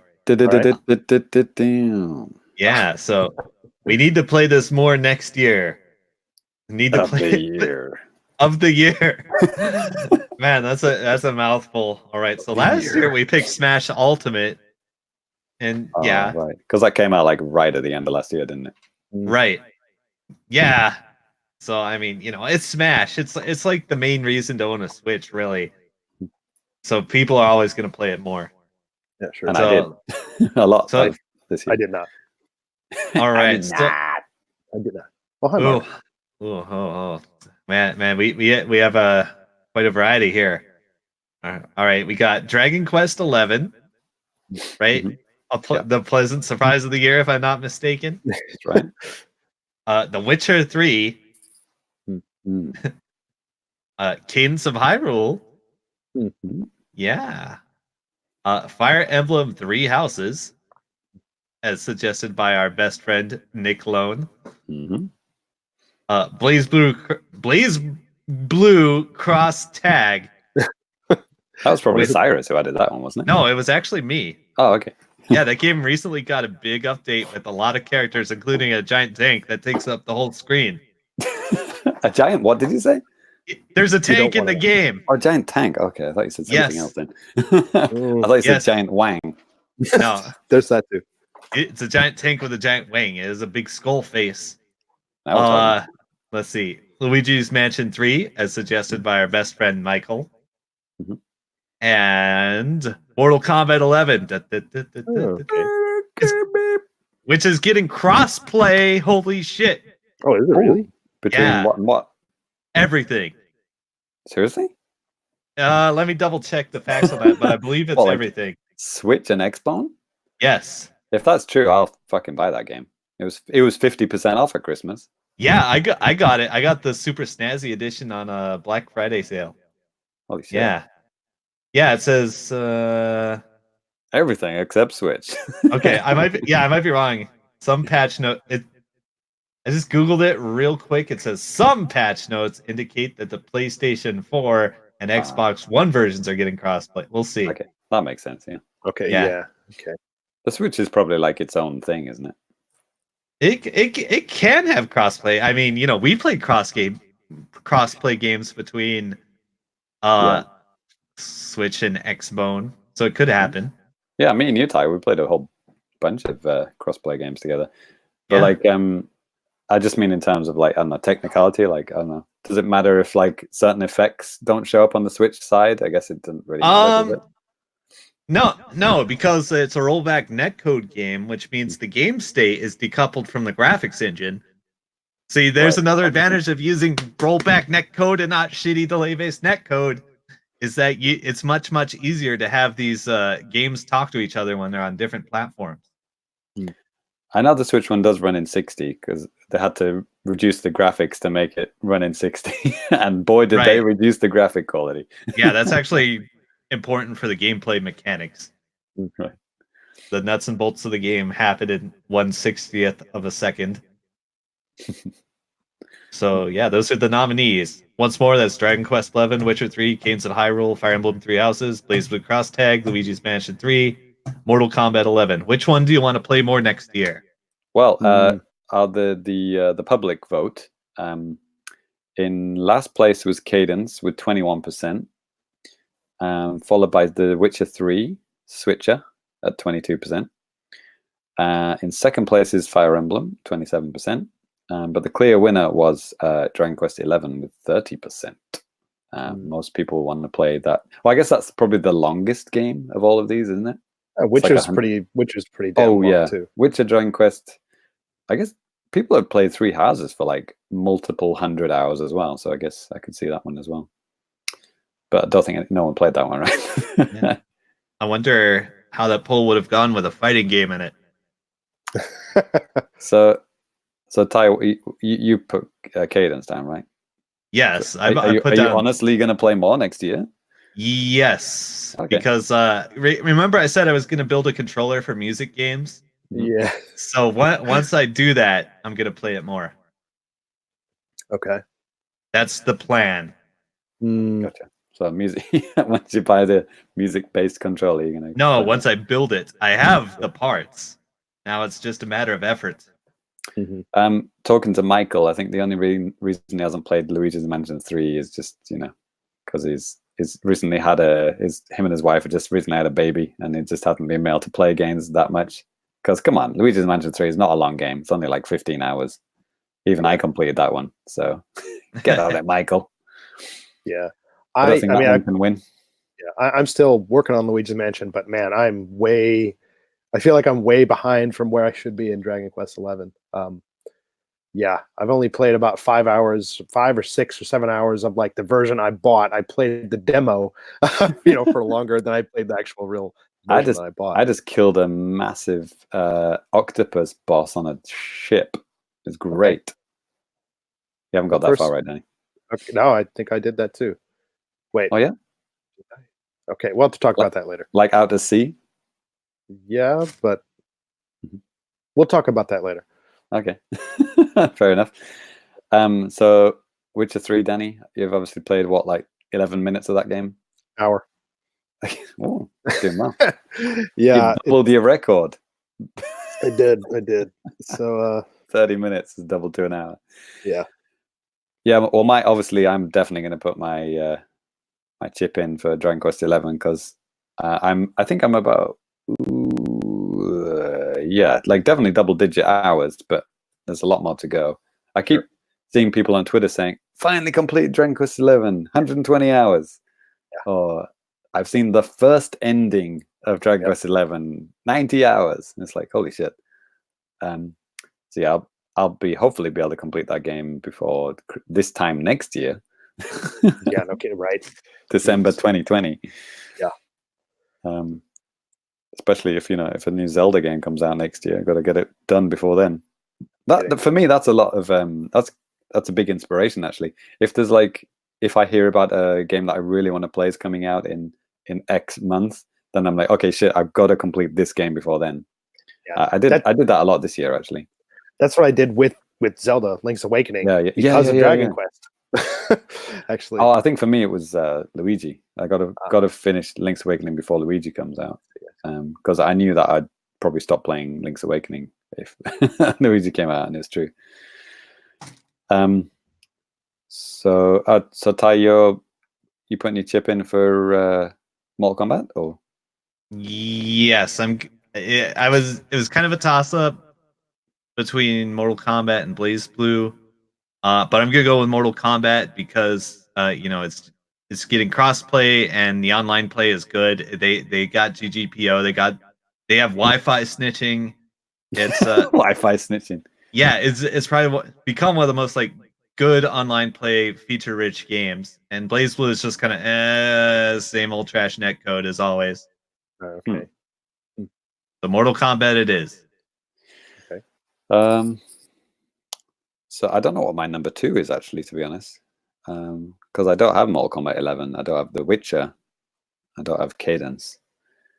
So I don't know what I want to put more time into next year. I mean, I want to put more time into Darksiders because I just got it, but that's maybe a bit of a cop-out. Well, it didn't come out this year, did it? Darksiders? No, it did earlier this year. I'm pretty sure. Darksiders came out this year? I think so. On the Switch? Yeah. On the Switch? Yeah, oh, shit. Sure. Oh, yeah.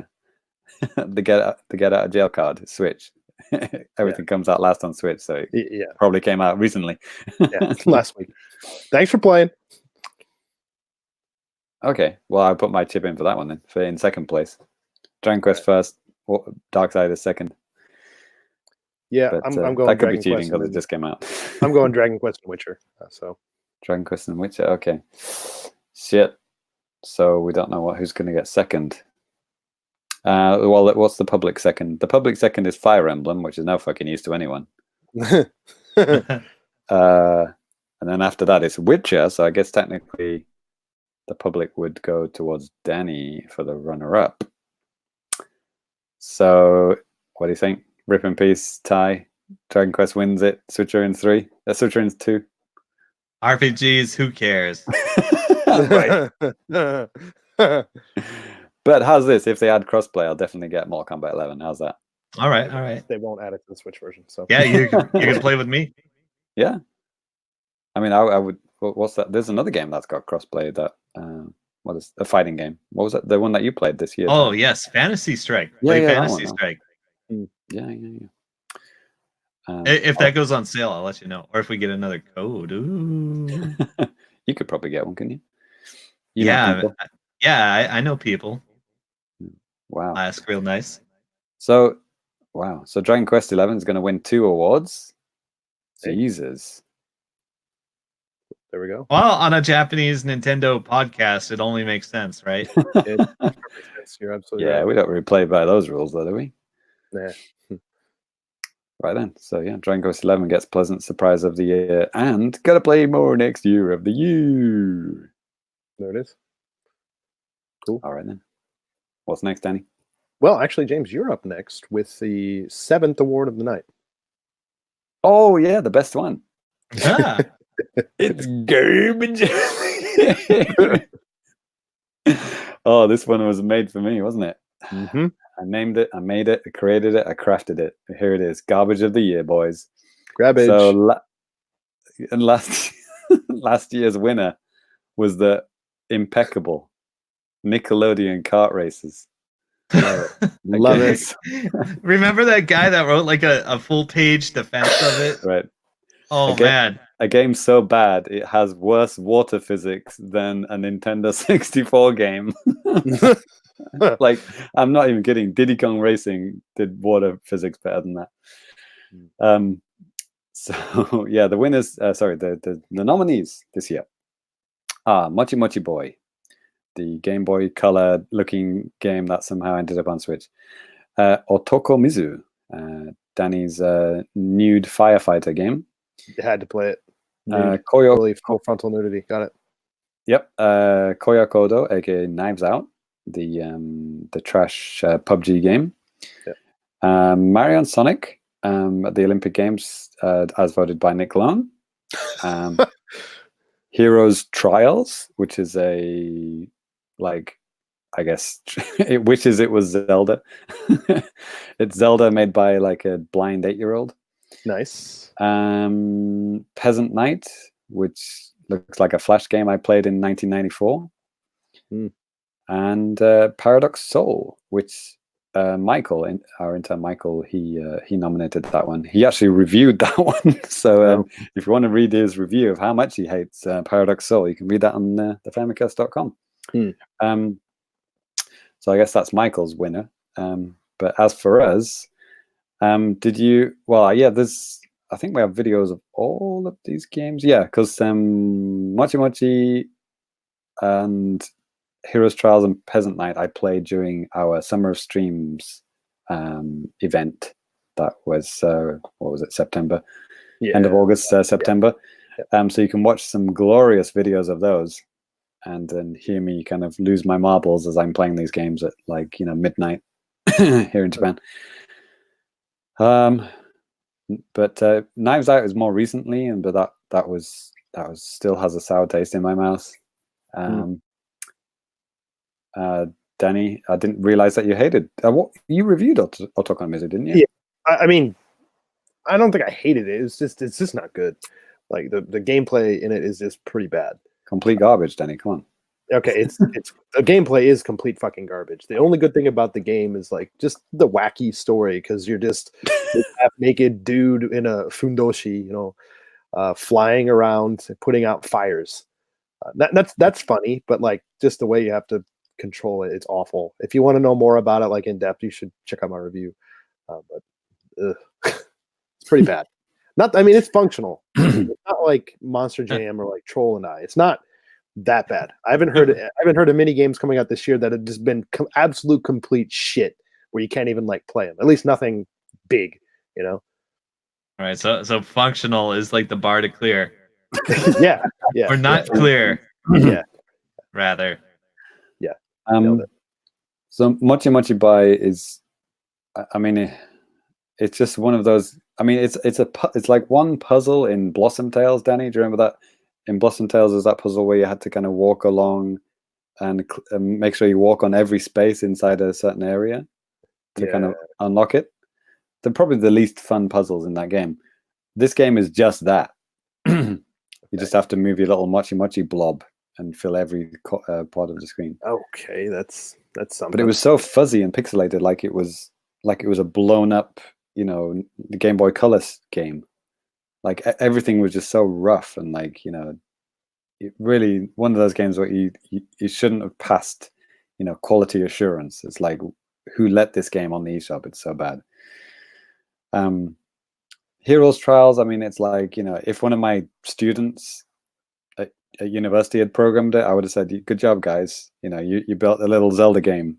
That's really fantastic. But don't put it on the eShop and sell it for $6. Come on. Gotta get was, some suckers to give you some money. Yeah, it's like I said, like a Zelda game, but like it's timed. So like you go, it says like, okay, go and pick 10 fruits or whatever, and you've got like 3 minutes to do it, and then you do that, and then you move on to the next bit. So but it's kind of, it really does feel like a Zelda game, but you're on a time limit. Then you go to a dungeon, and you got a really strict time limit, and it's like a pitch black dungeon. The lighting's terrible; you can't see anything, and you have to find items and keys and kill enemies. And if you die, you go right back to the beginning of the whole mission, like outside the dungeon. And it's like you have to go back, find the dungeon, go back in the dungeon, and redo everything you did in the dungeon, all on a time limit. Fucking bullshit. And Peasant Knight is just an annoying kind of like, I don't know. I guess it wishes it was Meat Boy or Mario, but it's just like really, really like finicky, stupid controls, and just kills you at every possible moment, but not in a good way. So yeah, any of those could win them, I would say. But Koyo Kodo, just for the sheer just like this is a massive, a company, like a Chinese company publishing it, and it just looks like absolute trash. And like putting it on Switch so they can fucking get some money out of the Japanese. It's like, come on.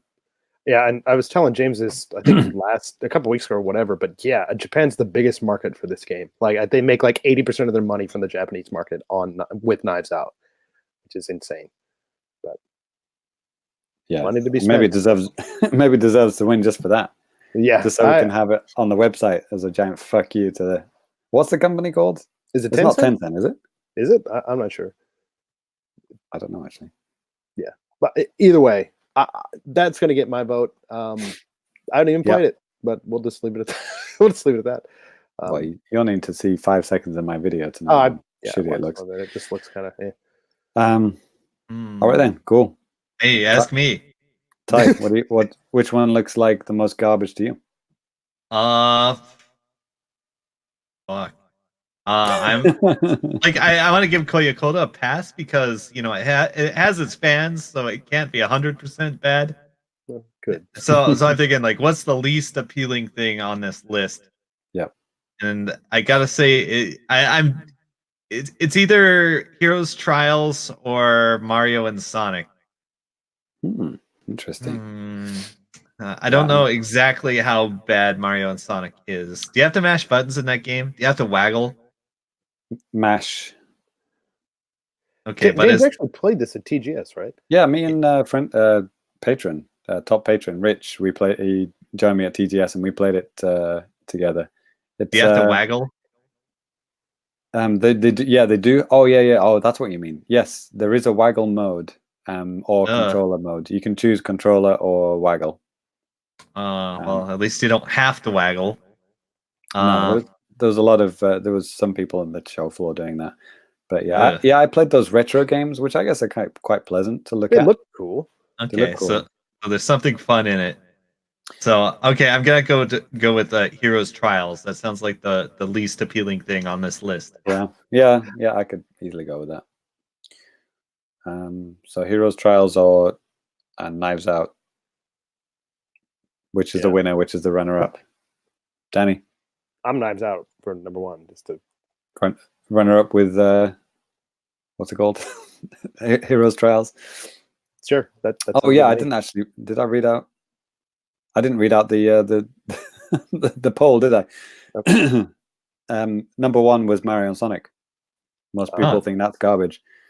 Number two was Knives Out. 3 was Otokomizu, and 4 was Mochi Mochi Boy. So yeah, Knives Out. It was number 2, so I guess that does push it up to first place as the winner, and then runner-up, Heroes Trials. So yeah, garbage of the year. Congratulations to Koyo Kodo, aka Knives Out. Happy with that one. Okay. Well, I'll bring up the next award here, and this is the award that we've been doing for a couple of years now, I think. And this game should really be on the Switch of the Year. Of the year. So this game isn't on Switch, but it really should be. And last year's winner was Persona 5, and that didn't happen. Wow. So some of the nominations that we got this year were, again, I think this was a nomination the year before as well. Grand Theft Auto 5. In quotation, story mode only. They could put the whole game on there. They could. Yeah, I don't know why that was singled out. Yeah, I don't know. Online could work. They do online only games on Switch. So, Metal Gear Solid Collection is up there. BioShock Collection. This one I like. Nintendo 64 online app. That'd be cool. Rare and licensed classic titles like for Famicom, Super Famicom, N64, stuff like that.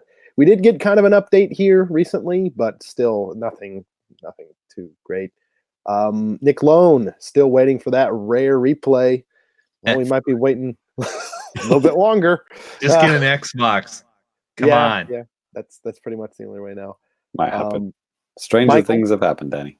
Yes. Well, Michael is saying Persona 4 Golden. It's really still Vita only. Who even has a Vita these days? Well, I do. Who actually plays their Vita? Not what me. the hell is a Vita? Right. I wonder why I didn't say Persona 5. What's that? I wonder why I didn't say Persona 5. Maybe because he said this is exclusive to the Vita or something. Oh, okay. It's rather even just coming to the PS4 would be okay. Maybe it's like that. Maybe come to anything other than Vita, please. Yeah, and then Michael also said putting Wind Waker HD on the Switch would be, would be pretty cool. Yeah. Oh, yeah. Shit, I forgot that the HD remasters that were on Wii U and actually not on Switch, are they? The Twilight Princess or Wind Waker. Yes, actually, I got the Twitter pulled up right here, so I'll just go ahead and list it off. So what we actually had on the Twitter for our poll, we actually had Grand Theft Auto 5, Metal Gear Solid, BioShock Collection, and the N64 online app. So in last place of those four was Metal Gear Solid with 13% of the vote. Then after that was the BioShock Collection.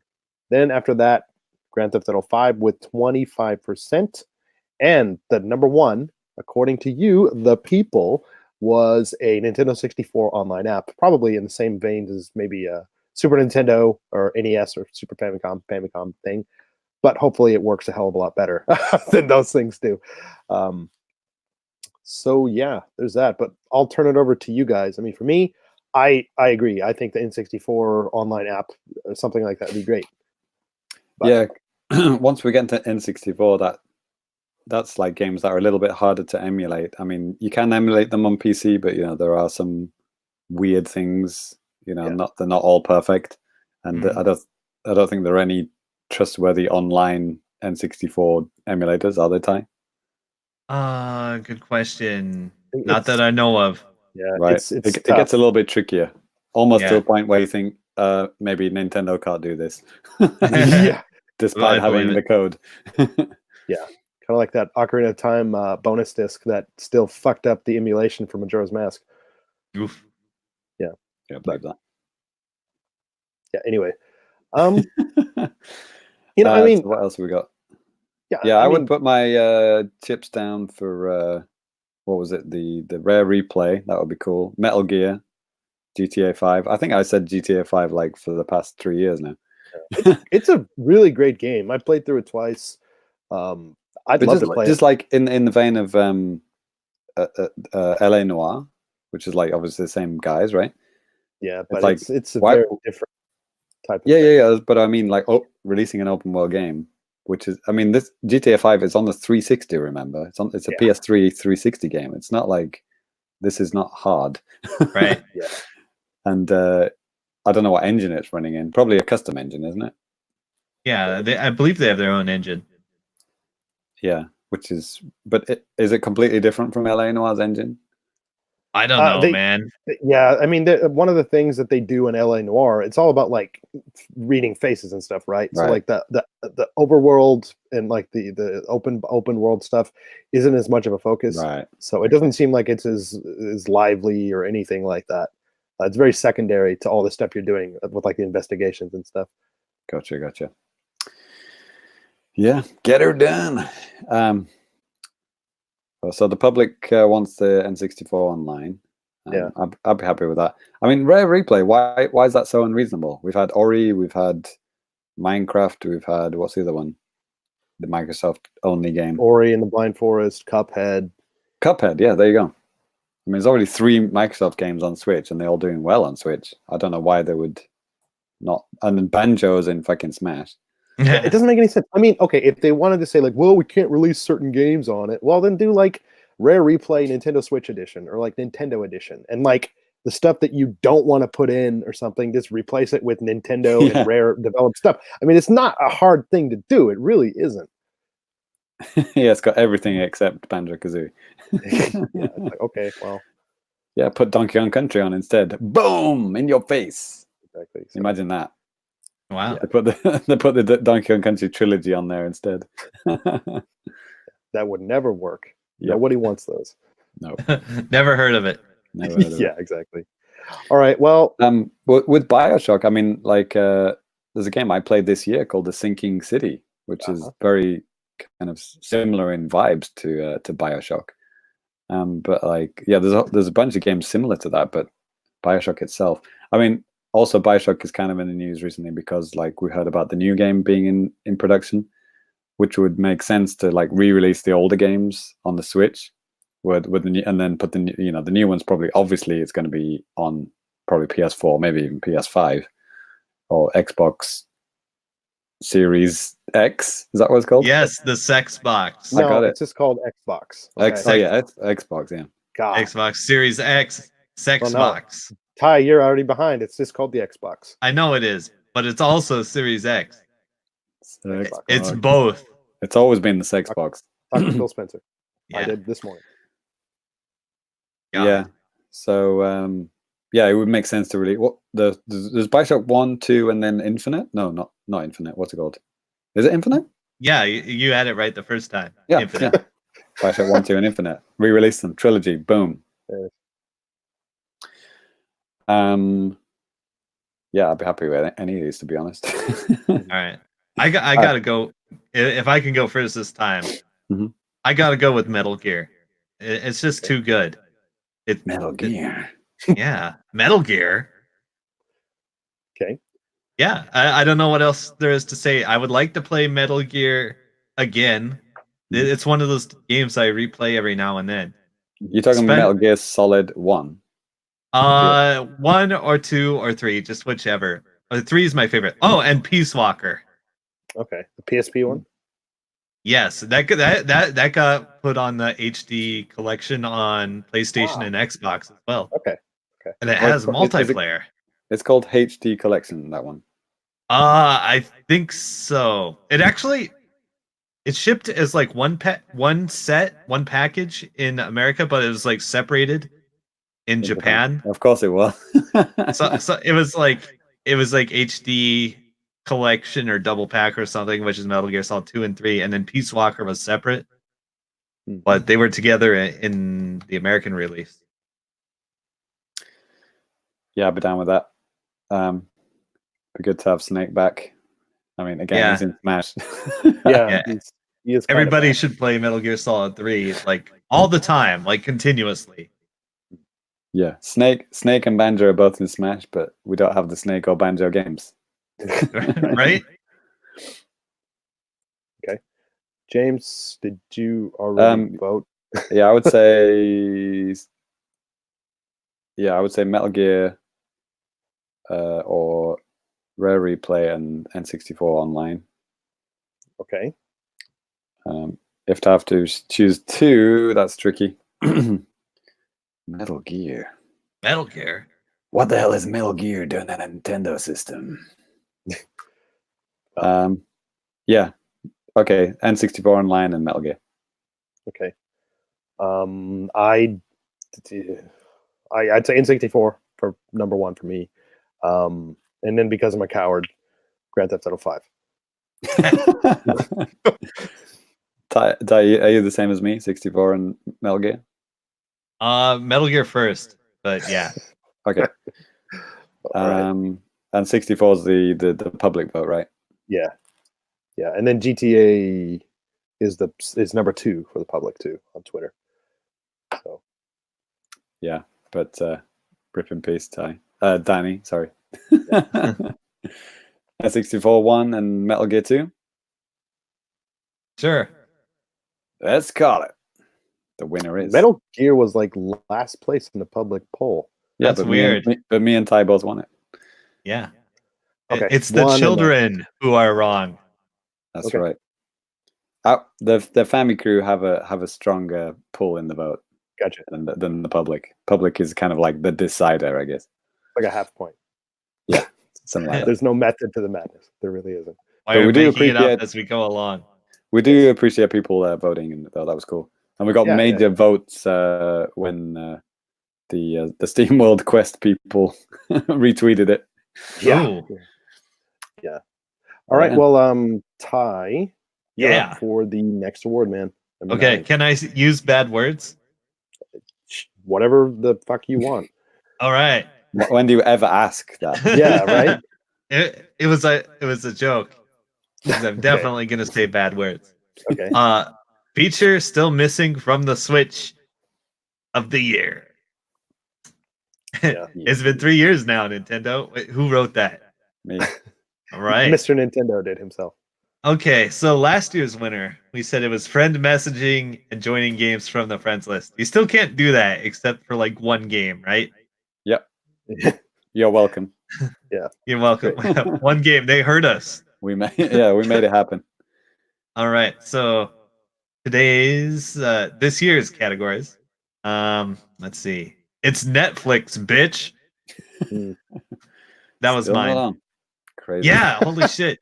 Now I have a Switch and I'm mad like every time I use my years. Switch because I want to watch Netflix on it. It has a nice little kickstand Mhm. and like I can watch it in bed, but no, I have to use my phone. It's like a quarter of the size.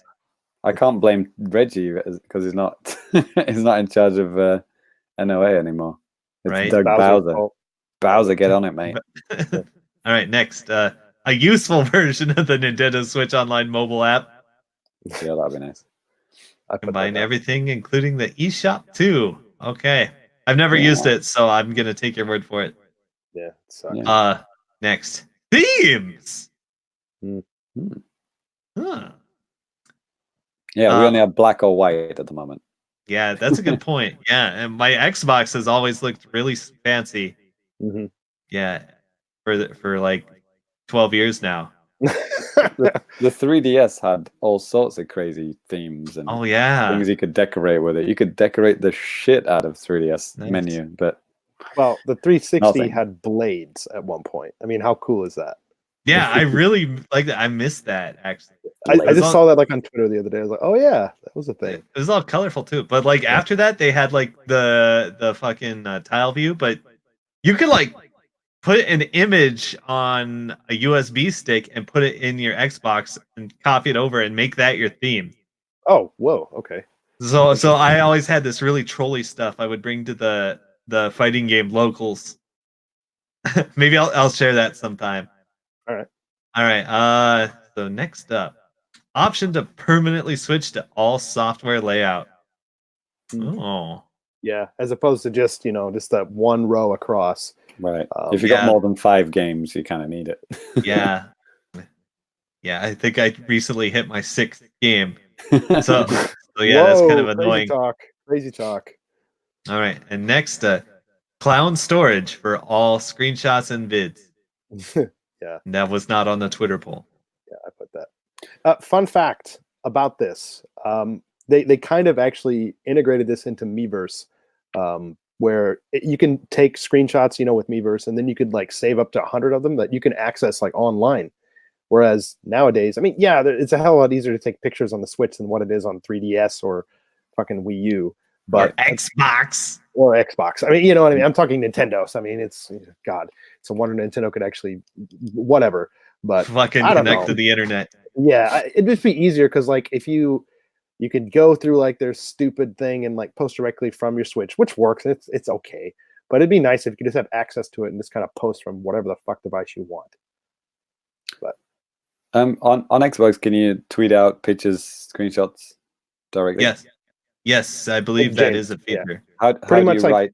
How do you write messages? How do you write the tweet? Fuck, use on screen keyboard, I guess. Ooh.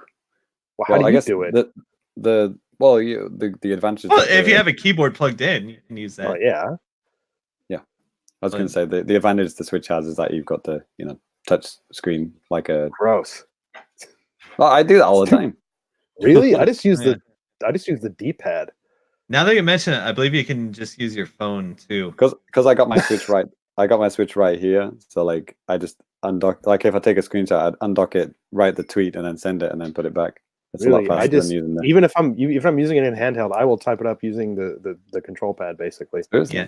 Wow. Yeah. Okay. It's Yeah. not a bad touchscreen. The thing I like about the Xbox One is it puts it up on the web like instantly, so I can like grab it and edit it if I want to trim it or whatever, or do something fancy, make a meme. It's really convenient. Yeah. Switch also has a bunch of editing tools. You can add text and stuff like that as well before you tweet it out. So the public says the number one is definitely themes. 44% of the vote. In second place, it's Netflix, bitch. Yeah. And then bringing up the rear is the permanent all software button and the a good mobile app. they're kind of like last. So yeah, it's either Netflix or themes from the public. I don't really care about themes, to be honest. I like it just super simple, super slick, super fast. I don't really want things clogging up my That's my right. home screen. Yeah. Think about how bogged down the 3DS got. I mean, there's so much crap that you can like customize with it, which is neat. But yeah, I mean, the system generally, even if you don't have that stuff installed, it kind of runs kind of sluggishly. You do all this crazy shit, it's just gonna be. I was about to say I recently used my Wii U, and that has got no customization whatsoever, and that runs like shit. Yeah. But it does have cool folders. When I booted up my Wii, I was like, "Oh yeah, folders. They were cool. I wish they'd bring those back." They won't. Oh yeah, maybe we should have added folders. We don't have folders, do we? No. Feature store. I'm just gonna add right now. Folders. There we go. Boom. Okay. Maybe we'll use it next year too. I don't really care about Netflix too much. If I'm gonna watch some like TV show or something, I don't care about watching in big resolution. I just use my phone because I can hold it with one hand, and I wouldn't like to hold my Switch with one hand on the train. Yeah, I don't know. I mean, clown can knock it out my hand. My phone has a pretty decent sized display, so it's like, I mean, yeah, the Switch screen is a little bit bigger, but it's 720. My phone can do 1080 or higher, so that's why I really don't care about it. Really. Is Ty using one of those like flip phones from 2001? No, it's a car phone, but it's okay. But like, I like to watch Netflix in bed. I have to hold the phone with one hand, but I could hold the Switch with zero hands because it has a kickstand. Right. Gotcha. I watch videos in bed with holding it with one hand. I'm good. Danny, you watch a lot of you watch a lot of YouTube on your Switch, right? I did, and it's just kind of just for convenience sake. And if you're like drunk or something and you have some friends come over, that's an easy way. That's it's a pretty easy one to use, and it's also a lot faster than my Amazon Fire Stick, which is kind of sluggish. Isn't Hulu? Is it Hulu or something else is also on Switch? That's only in North America. Japan, hell no. So you can download the app from the American store, but you can't log in. Yeah, it won't work. Oh, it's IP locked. Yeah. Shit. And also, it's just different. I mean, you'd have to obviously have like an American credit card, and so sign up for it that way. But I'm pretty sure that's region locked. Like pretty much all the non-Netflix type stuff. It's probably region locked. Right. Gotcha. I don't know. This is a tough one. I have no idea here. I mean, a better mobile app. I would like a mobile app that I can browse like the eShop. Like, I mean, the eShop, there is an online eShop like that you can use, that you can browse on your smartphone, but it's not very convenient. It's not designed for a smartphone. So no. For Nintendo Japan's, or are you talking about Europe? Anything. Europe and North America have shit websites compared to the Japanese one. For some reason, it doesn't make any sense.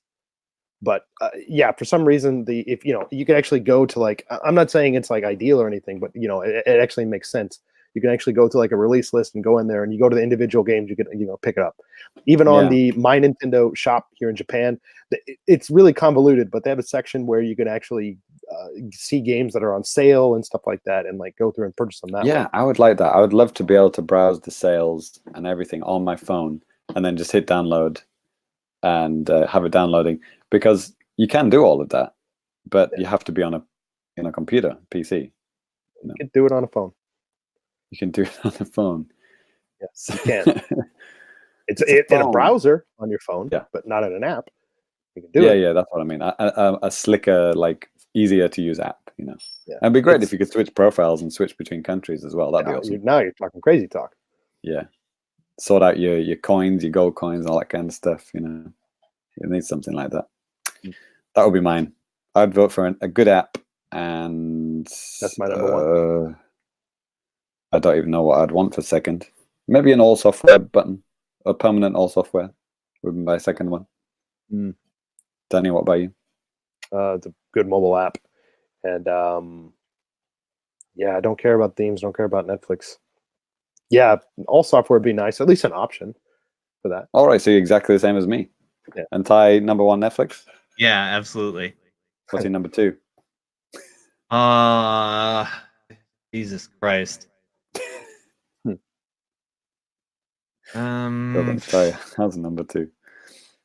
Yeah, I don't. Well, okay, we'll go to the public then. Public says themes and Netflix. Okay. I don't know.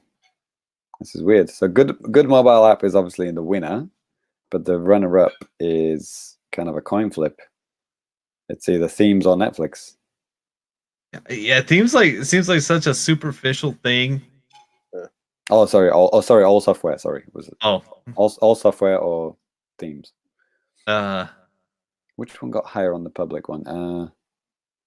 Yeah, all software got more than the mobile app, ironically. Slightly. Should we call it then? Yeah. Sure. Oh man, so Netflix is not going to win again. He's going to kill himself. No, I'm going to kill someone else. Right, there you go.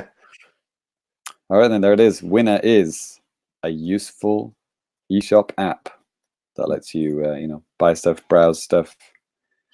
And runner-up is what's it called? All software button. No, sorry, no, all software permanent on all software display. Yes, okay. I definitely want that. Yeah. Sure. All right then. Sure. So moving on to award numero 10, which is, it's a big one. It's Indie Game of the Year. Ooh. So last year's winner was, by a long margin, Celeste. I think everyone voted for that one, including Cyrus, rest in peace. This year we have a whole bunch. Couldn't fit them all on Twitter, obviously. We have Valfaris, SteamWorld Quest, Gato Roboto, My Friend Pedro, Origami Shadow Edition, Shakedown Hawaii, Observer, Super Street Racer, and Cadence of Hyrule.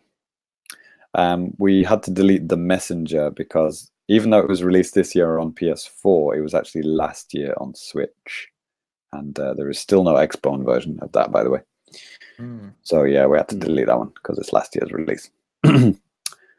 And the public, probably a little bit of cheating involved here, thanks to the SteamWorld Quest guys. God bless them. They retweeted this. They very carefully retweeted this poll as well. Well, we did get a hat full of cash too. So I mean, yes, who cares? Which is why they probably going to win. I mean, maybe. So in last place is Valfaris, unfortunately. Only got 3%. You guys don't know what you're missing. I know. My Friend Pedro got 6%. Gato Roboto got 9%. And then SteamWorld Quest got an 83%.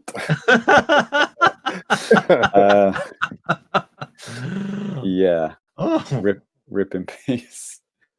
So yeah, I guess Gato Roboto was the non-cheater winner. And yeah, I like all of these games. These games are all fantastic. I mean, all the ones I played anyway. Valfaris is amazing. Talked about that a lot. SteamWorld Quest, I haven't talked about that in a while. Not since I played it. That's like played it and reviewed it. Yeah.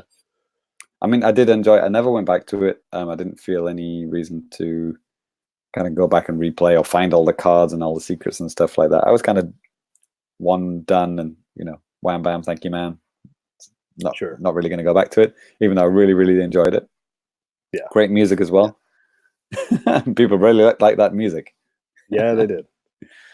They watched / listened to the shit out of that on our YouTube channel. Yeah.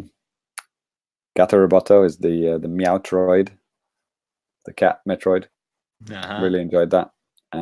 It's only like a 5-hour game, but it's a lot of fun. And my friend Pedro, Ty, did you manage to play that? Because it was on Game Pass, right? Yeah. I haven't gotten around to it. It is installed, however. Okay. I'm looking at Game Pass now. There's some crazy stuff they snuck on there that I'm gonna start playing real soon. Danny, what do you? Anything? Did you play anything? Yeah. I played a few. I played Observer, which and with the trailer that they put on Nintendo's website, it was like footage from like high fidelity versions of the game, and it did not look like that. Yeah, the PC running in 4K. Yeah, but I mean, Valfaris seemed really cool. Like from everything I've heard you say about it, everything I've heard other podcasts and stuff say about it, seems pretty cool. And yeah, I thought my friend Pedro looks pretty neat too. Yeah, that would be my picks, I think. Valfaris and Pedro. Oh man, this is a tough one. I would go for. Oh man, because my friend Pedro just came out, so it's kind of fresh in my mind. So I kind of have to think. Okay, no, don't just go for the thing that you've just played. Yeah. Sure. Try and think of it more objectively. Did I enjoy Gato Roboto more than my friend Pedro? I don't know. Equally, different kinds of enjoyment. Because I like Metroid games, but the pace is obviously a lot different. It's a lot more slower paced, kind of exploring, finding secrets. And my friend Pedro is obviously just run, gun, shoot everyone in the face in slow motion. Yeah. Which is a different kind of enjoyment. Oh yeah, Ty talking about crossplay games, Origami Shadow Edition. Me and you played that. You played on the Xbox. The developers were kind enough to give us an Xbox code and the Switch code. And me and Ty played co-op together, which was awesome. And it was very fun. I enjoyed that game a lot. Yeah, man, that's crazy. A co-op story game that you can play in crossplay. I don't think. Yeah. You can name like those on like one hand, right? Right. Right. Can you name literally any other one? Because most games that do that are competitive, right? Yeah, that's right. But like co-op ninja stealth game. Yeah, that's probably the only one of its kind, or pretty dang close. Yeah. I don't know if probably PlayStation is probably not part of that crossplay. Yeah, that was back when they were like being dicks. They had to stick it up their ass about it. They probably still do, and I think they just kind of make exceptions for really popular stuff like Mortal Kombat and Fortnite. Yeah. Yeah. So Ty, what's your 1-2? What? Cadence of Hyrule's on this list? Does the Zelda game seriously count as indie? Oh yeah, Nick added that one. It's an indie developer, but not indie publisher. Yeah. That's a tricky one. Yeah, like my gut says that shouldn't count. Yeah, it wasn't made by Nintendo. Yeah, but they had money into it. Yeah, they had money. Yeah. You can tell they had money. Yeah, there's got to be some kind of poverty involved here, right? Right. Yeah. One-man team. Yeah. Programming, Yeah, in the bedroom. So Cadence of Hyrule is great, but I don't think I can ethically nominate or ethically vote for that. So I'm gonna go with I think I'm gonna go with Origami. That's fun, and the online play was actually really good. Right? It was really smooth when we played it. It was indeed. It was indeed. Yeah. I never went back to it though. I did a bit. And like when I played it, I started getting random messages like, "Hey, can you help me with this?" And I'm Oh, like, yeah? "Who are you?" It wasn't me. Right? So Origami's your number 1 over Yeah. Valfaris. Yeah, actually. Holy shit. Did not expect that. Shit. I'll give I- Valfaris my number 2. Okay. I would say Gato Roboto 1, Valfaris 2 for me. And Danny, could you just remind me again what you said? Yeah, Valfaris number 1, Mhm. and then holy shit, what did I say? Oh my Okay. god. Well, Valfaris is probably going to win it. Yeah. Oh, then I said my friend Pedro number 2. Oh, okay. Well, no one said that. Yeah. So Gato Roboto, Pedro, or Origami is number 2. Which one got more? So Gato Roboto got this in second place. Okay. So I guess that pushes it to the second place. Runner up. Okay. Are you guys okay with that? Sure. Right then. But yeah, props to StreamWorld Quest, and thank you for getting involved with the poll there. Perhaps a little bit too much involved. Yeah, I like it. That's fair.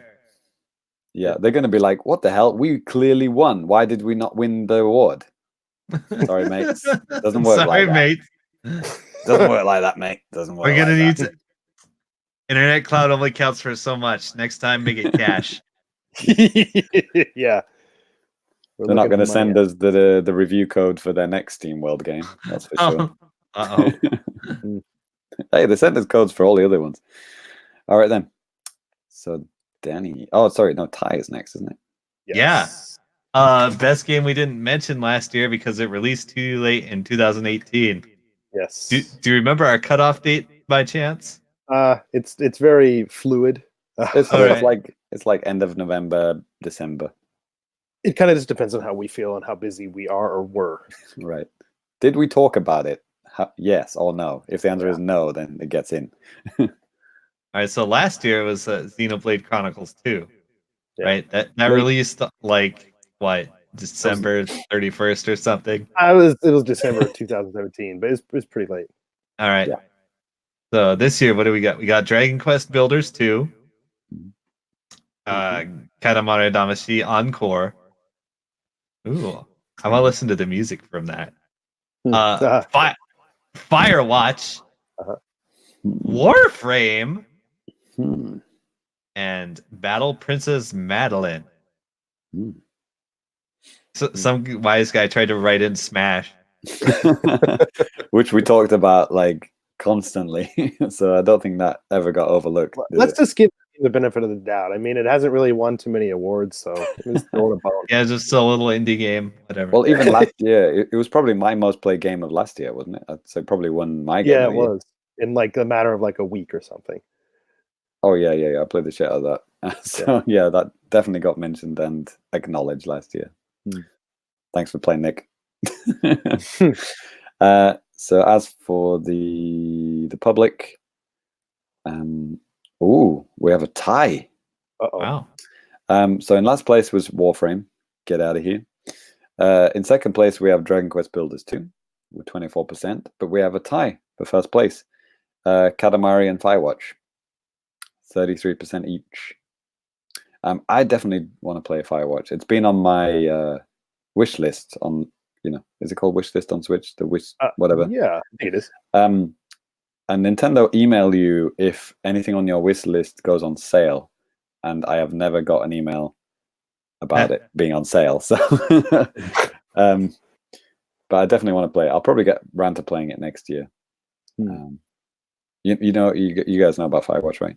You're basically working in like a park as like a forest ranger or something, right? Parks and Recreation, the game. Nice. So yeah, I think the public agrees with me as well. So yeah, that released in December last year.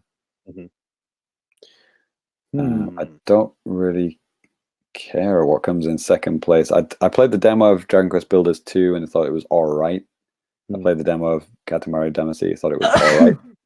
Bless you. Thank you. Battle Princess Madeline. I played at TGS last year. I thought it was all right. So I don't care what comes in second. Yeah, I haven't played any demos for any of these actually, but I've always thought Katamari looked pretty cool. That's probably gonna be my number one here. It looked kind of cool. Brilliant. Yeah, I mean, Thanks I for haven't playing, I haven't played any of these games. I mean, Yep. none of them were interesting enough for me to be like, "Yep, I need this." I think I was just too demos enthralled are with free, it. right, Danny? What's that? Demos are free. Can't be bothered, man. Can't put it on my shelf. Jesus Christ. Ty, did you play any of these or? No, but I'm gonna say Battle Princess Madeline. Okay. Well, to make things maybe a little bit easier for James, I'll say my number 2 is Battle Princess. No, Firewatch. All right then. So what's winning it? Firewatch winning it. Battle Princess second. Sure. With one vote. Yeah. Okay. Wait. Oh, sorry. What was in the Twitter poll was Katamari and Firewatch. So yes, definitely Firewatch definitely wins it, but second place has to be. Did you vote for Katamari, Danny? Yeah, my number 1. Katamari? Yes. Okay. So sorry. Yeah. So then that one is runner up then. Okay. Okay then. So the winner of games we didn't play last year and also this year is Firewatch. So let's get on playing Firewatch and let's get on with playing Katamari Damacy, the runner up. Yeah, you should play the demo, Danny. Jesus Christ! I know. I think I was just busy playing other things that I actually spent money on. So. Yeah. So like, what the hell?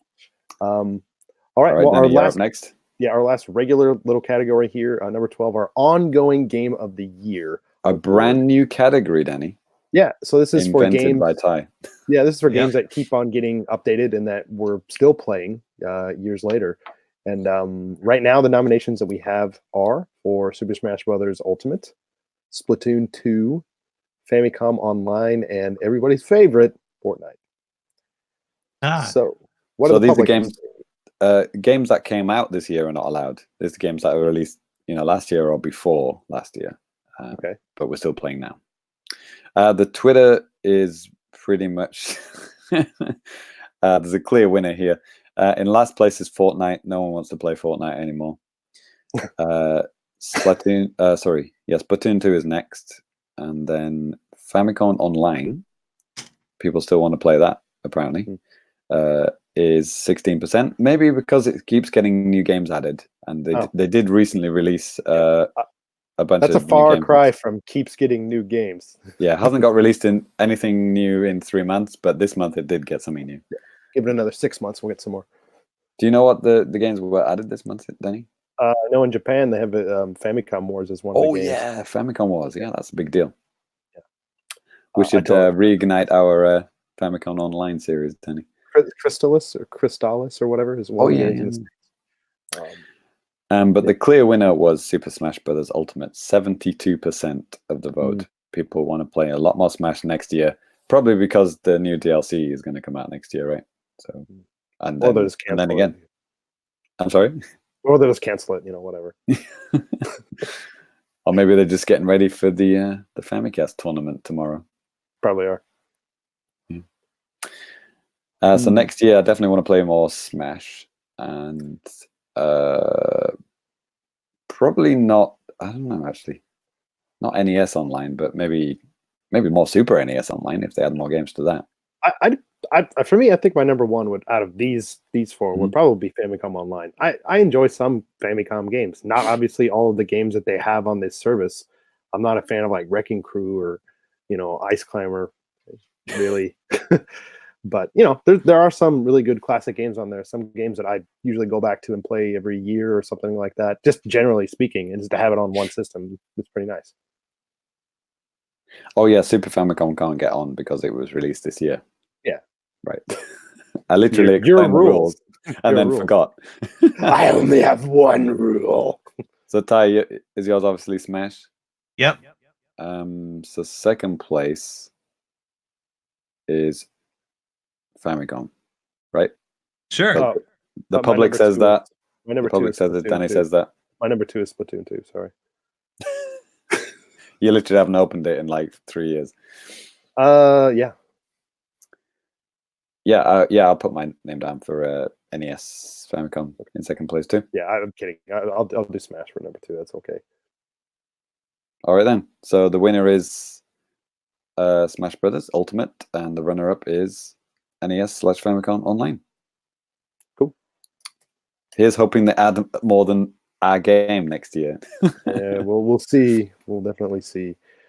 So, all right. Well, cool. So next, we're going to move on to another section of the Fammies where we have like our own categories that we've created. Sometimes it's something that's kind of been recurring from previous award shows. Sometimes it's something completely different. So let's take a look and see what we have this year for The miscellaneous ones, yeah. basically, yeah. So the first one is actually, I'm going to read it out on behalf of Cyrus, poor dearly departed Cyrus. God bless him. Yes. So this is Cyrus says, "Hey, stop looking at my Switch profile to see what games I've been playing. I quit because I'm not playing anything new." Of the year award. Nicely done. Nicely done.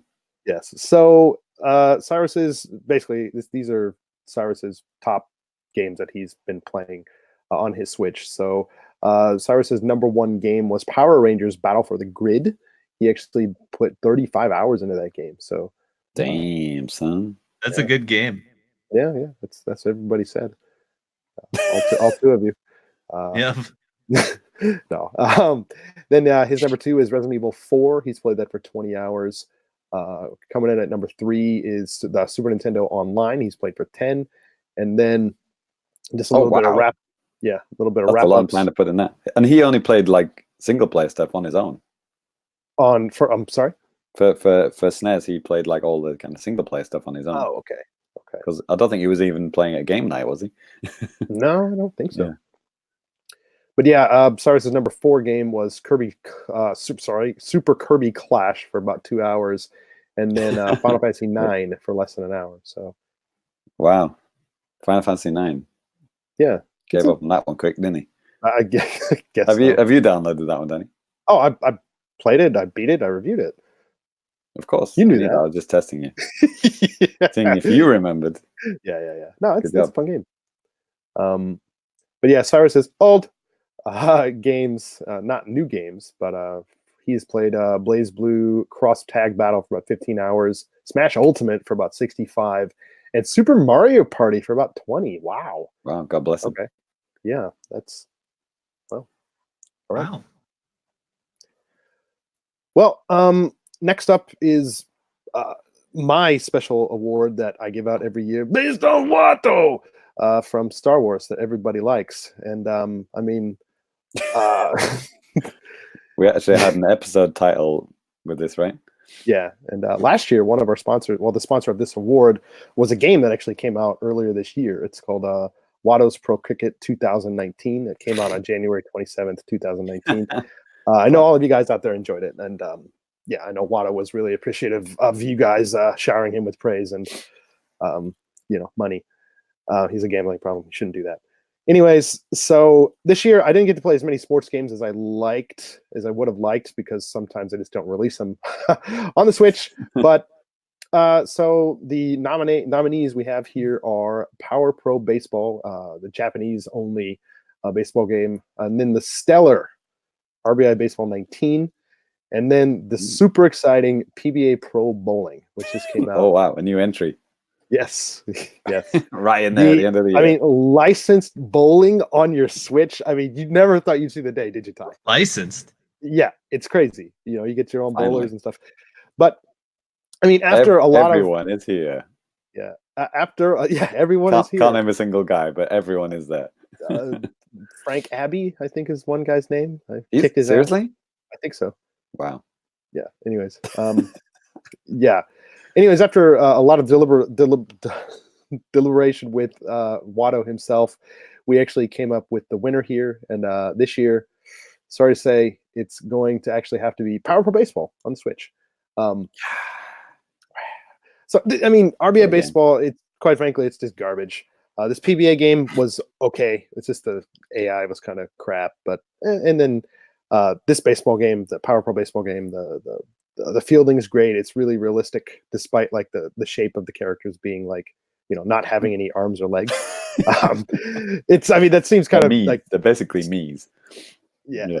But I mean, like I said, like it's really surprisingly realistic and it feels really good. So if you want to know more about that game in particular, you should check it out. My review and like a bunch of other videos. I have a bunch of cool modes and stuff that you can do. But yeah, and it's one of the few times that Konami actually made an honest to God video game on an honest to God video game system. So there you go. Nice. All right then. So Ty's up next. Oh yeah, the Nintendo of the year. Yeah. Let's see. Best games not on Nintendo systems. It's actually kind of a short list. Nintendo systems are actually getting at least an incredibly shitty port of all the good and popular games. Right? Yeah. You're welcome. You're welcome. So what do we got here? We got Indivisible, which is actually coming soon to Switch. Been delayed for some reason. Wow. Tech reasons. Yep. Yeah, I played it. It's good. Next we have Tekken 3. No, Tekken 7. Season Tekken 3. 3, it's back. Tekken Same 3, thing, really. Yeah. Same thing. Good. Yeah, that game is getting fresh updates. That game is hot right now. It's really good. And it's so strange it's not on Switch because Switch had Tekken Tag 2. Yeah, on the no, that was Wii U. Wii U. Yeah. Wii U had it, that trash ass system, and it had all those exclusive features. And they don't have Tekken 7. They had like Princess Peach dresses for the female characters and stuff, right? Yeah, they had like Mario power-ups, and they had the Tekken Ball with the zany Tekken Ball music.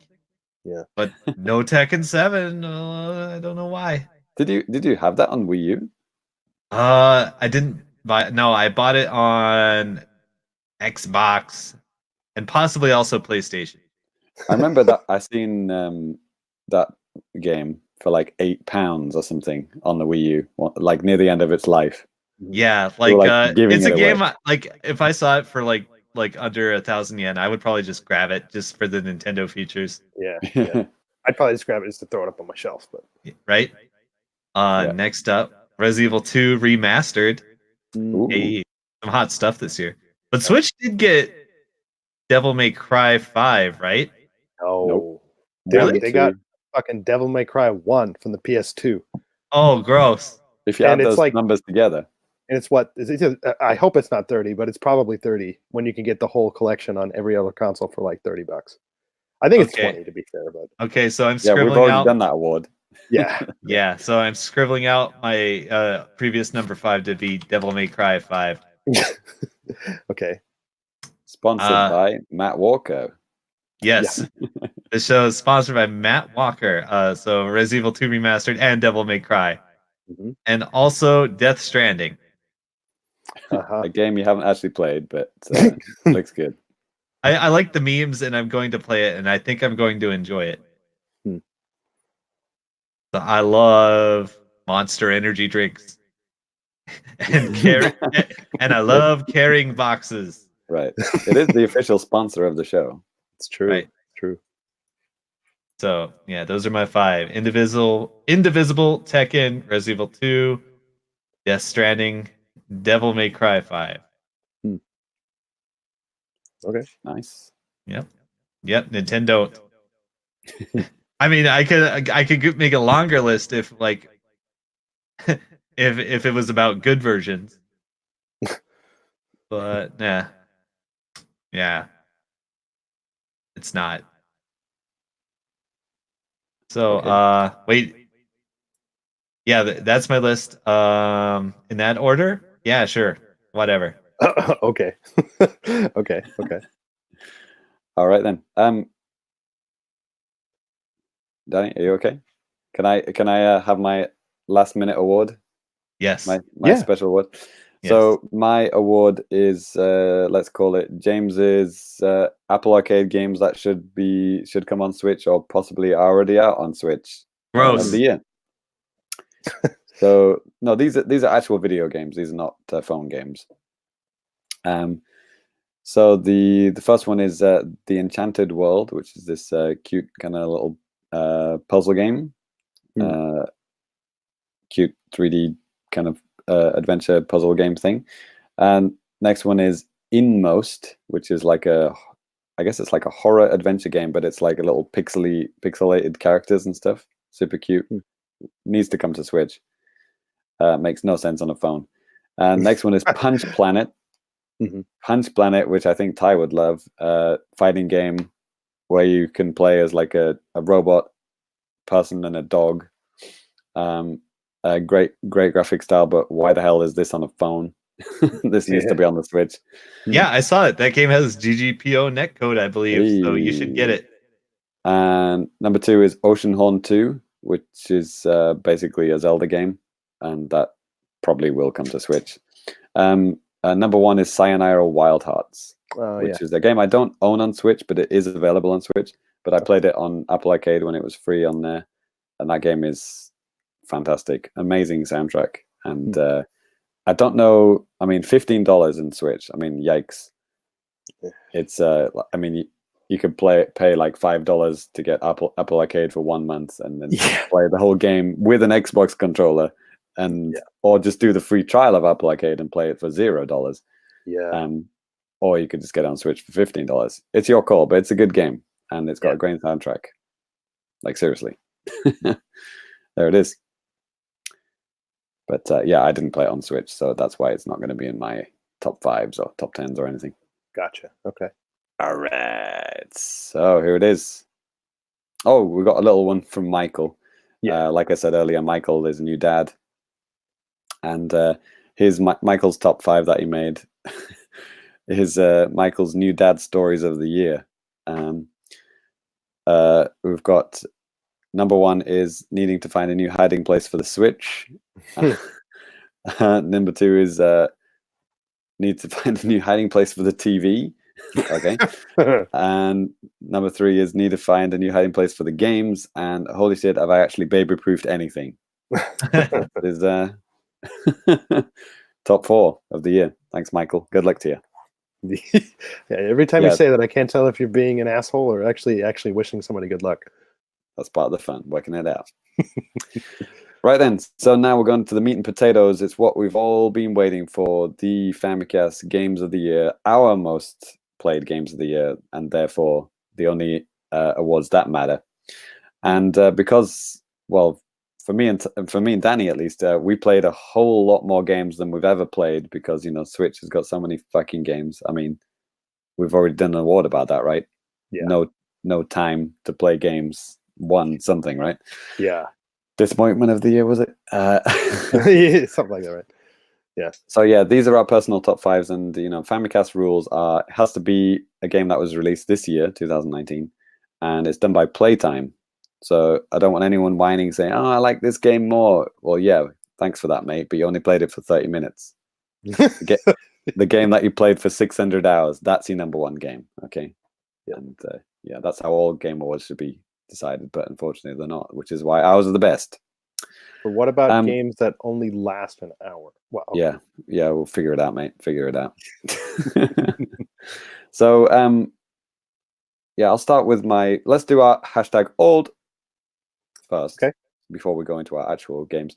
So my hashtag old games are Blossom Tales, which I played for 5 hours. Didn't come out this year. Splatoon 2, I played that for now a total of 125 hours. Ooh. Smash Ultimate is now, actually, it's more than this, actually. I've actually played it more since I wrote this. I've now played it for 100 hours. Ooh, wow. Last year you were at 25, so yeah okay. I played Smash for 75 hours this year. Mario Odyssey has now gone up to 75. I think maybe that was like 50 last year. And I'm almost to 900 moons at this point. Oh, okay. I played Famicom Online and NES Online for a combined total of 30 hours now. Combination of the West and the Japanese ones. Yeah. Mario Kart 8 is now at 20 hours. I play that a lot with my kids. I play that a lot with my students. A lot of my students like it because it's an easy game that anyone can play. I played Doom for 15 hours. That happened at the early part of this year. But unfortunately, I can't talk about it in my Games of the Year now. But I talked about a lot in January, February, early part of the year. Yeah. Love Doom. Fantastic game. Looking forward to the sequel. Doom 2 coming out this next year. Wolfenstein 2 for the same amount of hours, 15 hours. New Colossus. Love that game. Fantastic. I played those kind of like back to back, which is kind of weird. A lot of FPS games right at the start of this year. And then finally was Captain Toad Treasure Tracker Game Pass edition. Yeah. Nintendo Game Pass. Which unfortunately Nintendo haven't done again. But if you remember, they did that.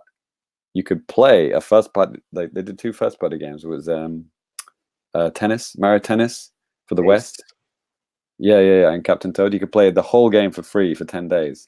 Yeah. So that's what I did. I fucking powered through Captain Toad on the Switch, and played it for 10 hours, and got pretty much everything in the game. Not like 100%, but like 95% of everything.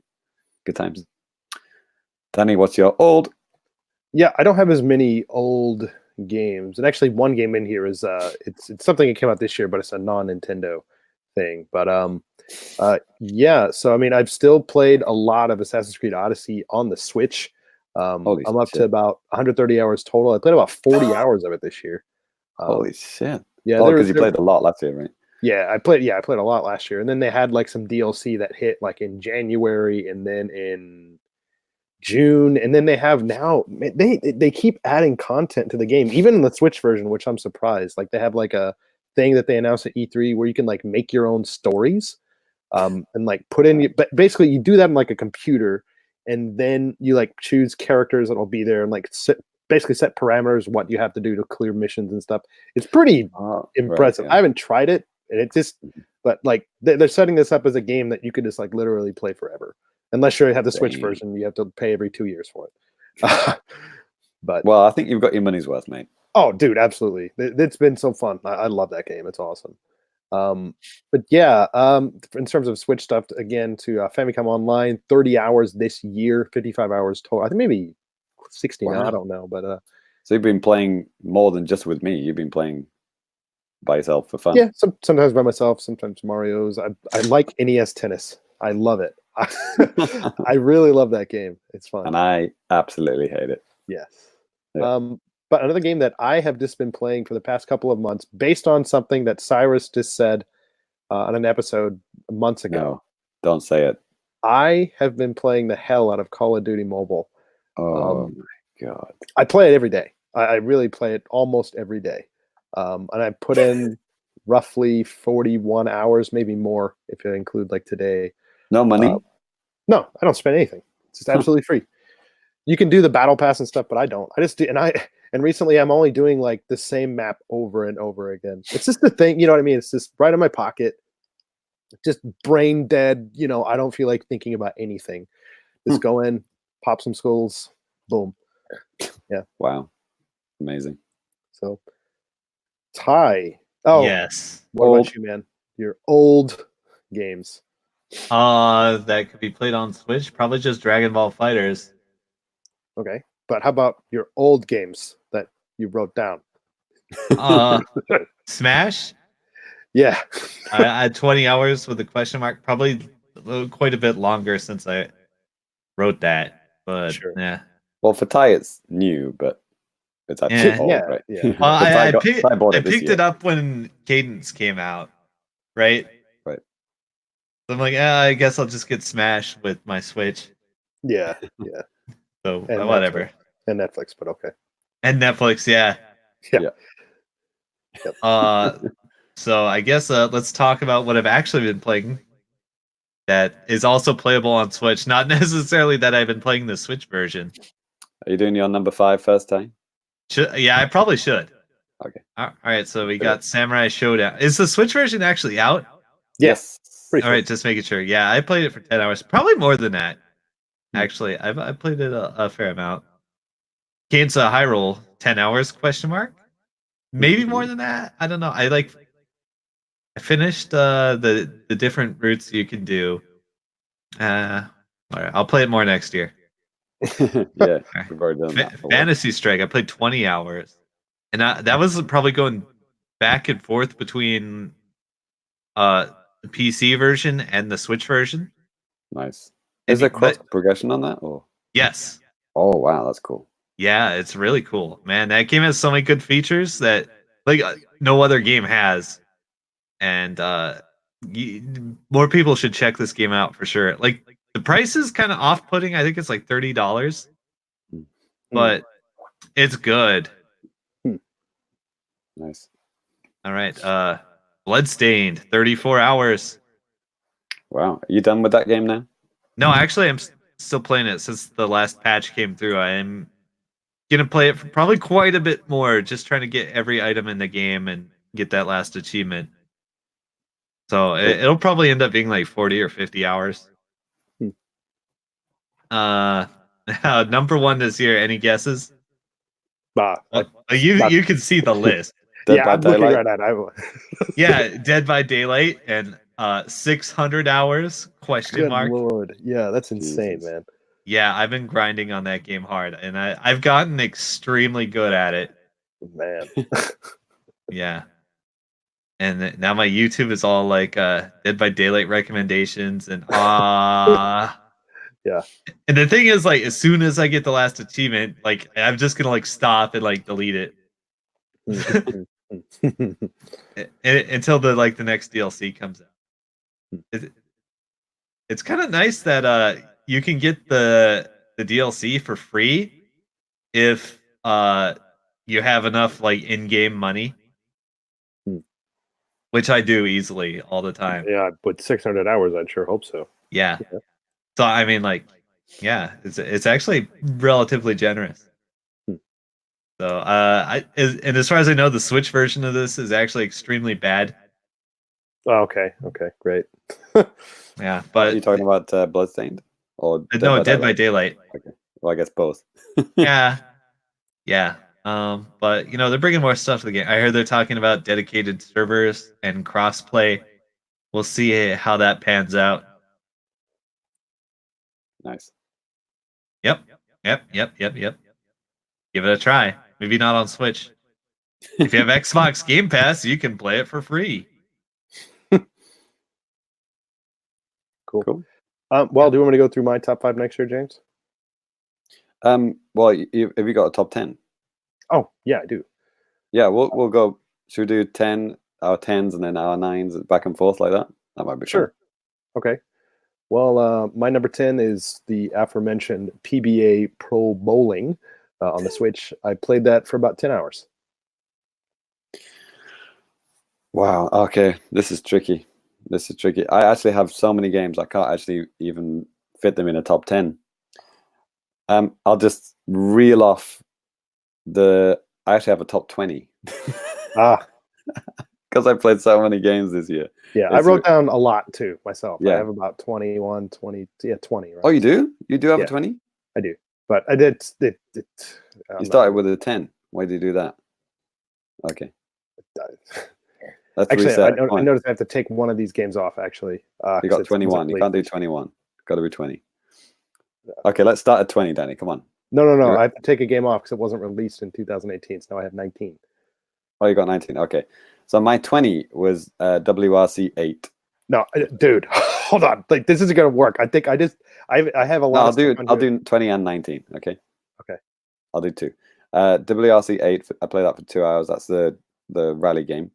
At 19 is Greece, which I may have never actually mentioned on the show, but I bought it because so many people recommended it. It's a kind of arty kind of platformer, I guess.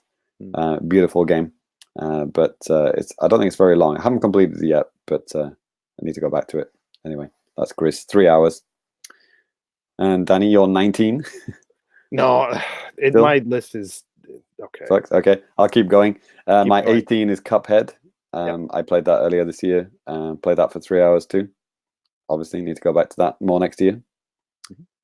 I'll just keep going. Rico, the what do you call it? Randomly generated FPS cop game.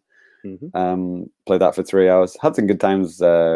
Actually, played some in-person co-op with Rich, our our patron, he came to my place and we played that together. I played local co-op and I played online co-op. A lot of fun. 16 is Trüberbruck, the point and click game based in Germany. It's like all claymation and stuff like that. Kind of like got a Lost vibe. Lost, the TV show. I'm gonna keep going, Danny. Yeah, I'll start up at about let's say number 14. Okay. Next one is The Sinking City, which is the kind of open world LA noir detective game mixed with Eternal Darkness. But it looks like ass. Yeah. Oh man, this is tricky. I mean, Tetris 99 and Gato Roboto, I got the same amount of playtime. I don't know. Gato Roboto is done and dusted. It's like one playthrough and you're done, but it's such a good game. Oh, but you should have played it more. Yeah, and I could replay that and get 100%. I got like 98% of the items in that game. Okay, I'll put that one at number 14. And Danny? Yep, 14? Number 14, RBI Baseball 19. Good old 5 hours into it. Couldn't take any more. Okay, so our times are around about the same. Okay. Yeah. Number 13 is Tetris 99. Played that for 5 hours. Okay, my number 13 is Nintendo Labo VR. About 5 hours on that too. Danny is probably disgusted that I only played Tetris 99 for 5 hours, but yeah, I am. It's time to time. I mean, it's a game that I can put like 10, 20 minutes into it, and I've done that several times over the course of the year. Yeah. So we're to now. Number 12 is Reverie Sweet Airs Edition, which is the kind of Earthbound-looking action RPG game that I played earlier this year. That based in New Zealand developers. All the English, old text, the stories like a lot of Kiwi-based slang and stuff. Very cute, very fun, and ended up completing it. It's only not a very long game, obviously. An RPG you can beat in 5 hours. Not an RPG, action adventure, Zelda style. That was my number 12. Okay. Super Mario Maker 2, 5 hours or more. Is your number 12? Yeah. Fuck you, man. Yeah. 5 hours. What was that, like the first week it came out? Pretty close. Yeah. I made you update it. It's somewhere between 5 and 10. It's just with the stock stuff that you can see the hour count on the Switch. It's not very Really? You can't show 6? You No. can show 6, can't you? It just says 5 or more. I'm pretty sure. Wow. You suck. I probably made you update it for the multiplayer mode, right? Yeah, I think it was Online last time I played. Yeah. That was last time I played. Number 11 is Box Boy and Box Girl, which I played for 5 hours. Another game I played with Rich, actually, while he was here, because that's got a pretty cool kind of co-op game that you can play, simultaneous co-op. That's got a lot of worlds, that game. It's got a lot more content than you think. It's not like a 6 worlds and it's done. It's like you get to 8 worlds and then like another 8 worlds unlock. It's a lot of content. And that's just the single player mode. And then the co-op's like a whole different story mode. But yeah, I put some time in it from time to time. Yeah. That was my 11. Yeah, my number 11 is Super Street Racer. Again, between 5 to 10 hours. Yeah, I don't exactly know how many, but yeah. Okay, now we're into the real one now. Top 10. Here we go. Number 10 is Valfaris. Right. Great game. Talked about it a lot. You're probably sick of me talking about it. Yes, it's a very, very hard kind of Contra game, but it's all like heavy metal inspired and great bosses, and kind of looks like a Super NES game, but like a lot more effects and stuff like that. It's so good. It kicks ass. That's my number 10. Number 10, already mentioned earlier, PBA Pro Bowling, 10 hours or more on that. I was surprised how much time I put into it. Yeah. Jesus Christ, you must have gone ham on that this week, last couple of weeks. Number 9 is another game I've mentioned recently, is My Friend Pedro, the 2D Matrix game. Shoot people in the face in slow motion. The banana game. Yes, the banana game. If you want to put it like that. Yep. Danny, your number 9? Number 9, Snowboarding the Next Phase, that the cell-shaded snowboarding game that came out On the Switch, putting about 10 hours into that. Get it for 100 yen on the Japanese eShop. I'd say for 100 yen, that's a steal. You should get it. Number 8, it doesn't even cost me 100 yen because it's Asphalt 9 Legends. Played that for over 5 hours. Yeah, that's a game that, like Danny with certain games, like your mobile Call of Duty game, that's a game that I can just play for, a few minutes every day, a few races, unlock a few things, and get my free cards because it's like, it's a card-based game that you don't have to pay for if you play it every day, and unlock cool cars. Available now for free. Okay, so yeah. My number 8 is Cuphead. Actually, 15 hours, between 15 and 20. So nice. And yeah, I beat it, and that was fun. It was fucking hard, but I did it. Good job. My number 7 is I've combined SNES Online and Super Famicom Online because we played a lot of SNES Online with the patrons. Sure. And I played a bit on my own, but me and Danny play a lot of Super Famicom Online together, so I can combine them together. So in total, it's 6 hours, and it's so fun to have Super Nintendo games on the go and playing Stunt Race FX. Yeah. On a train, going to work. Yeah. It's never been done before. Never. Well, you could do it with a laptop, but you look like a dick. Yeah, or a Super Nintendo on a very small television. Yeah, that's my number 7. My number 7, actually, this is very fitting, is Final Fantasy 7. Okay. Between 15 to 20 hours on that. I think it was maybe like 17 or something, but again, I didn't have, at least right now, I don't have the exact number in front of me. So awesome. You haven't finished it yet, or you have? No. I did in the past, like when I was a kid, a couple times. But with this version, I mean, I was going through, I don't even remember where I'm at, but yep. Okay. We're up to now number 6. Number 6 is Yoshi's Crafted World. Put over 15 hours into this one. Completed it, got a bunch of the secrets. But ultimately, it didn't get the hooks in me like, Mario Odyssey did, where I just wanted to get every single fucking moon. Like, I don't want to get 1,000 flowers in this game. No. I'm happy with just, completing it normally, and then I unlocked the super hard stages, and I beat those as well. Those were actually genuinely quite difficult compared to the rest of the game. It's like way more difficult. It's almost like a different game, kind of difficult. But yeah, the game is super cute, and my kids really like watching that game, and my oldest son can play that game a little bit. It's just like really fun game to watch because it's so colorful and everything's just made out of stuff that the kids could make themselves. It's an adorable game, but not a good co-op game actually, because you get in the way of each other. So it's like we take turns more than actually play at the same time. But yeah, good for kids, and I enjoy it because Yoshi. I'm a big Yoshi fan.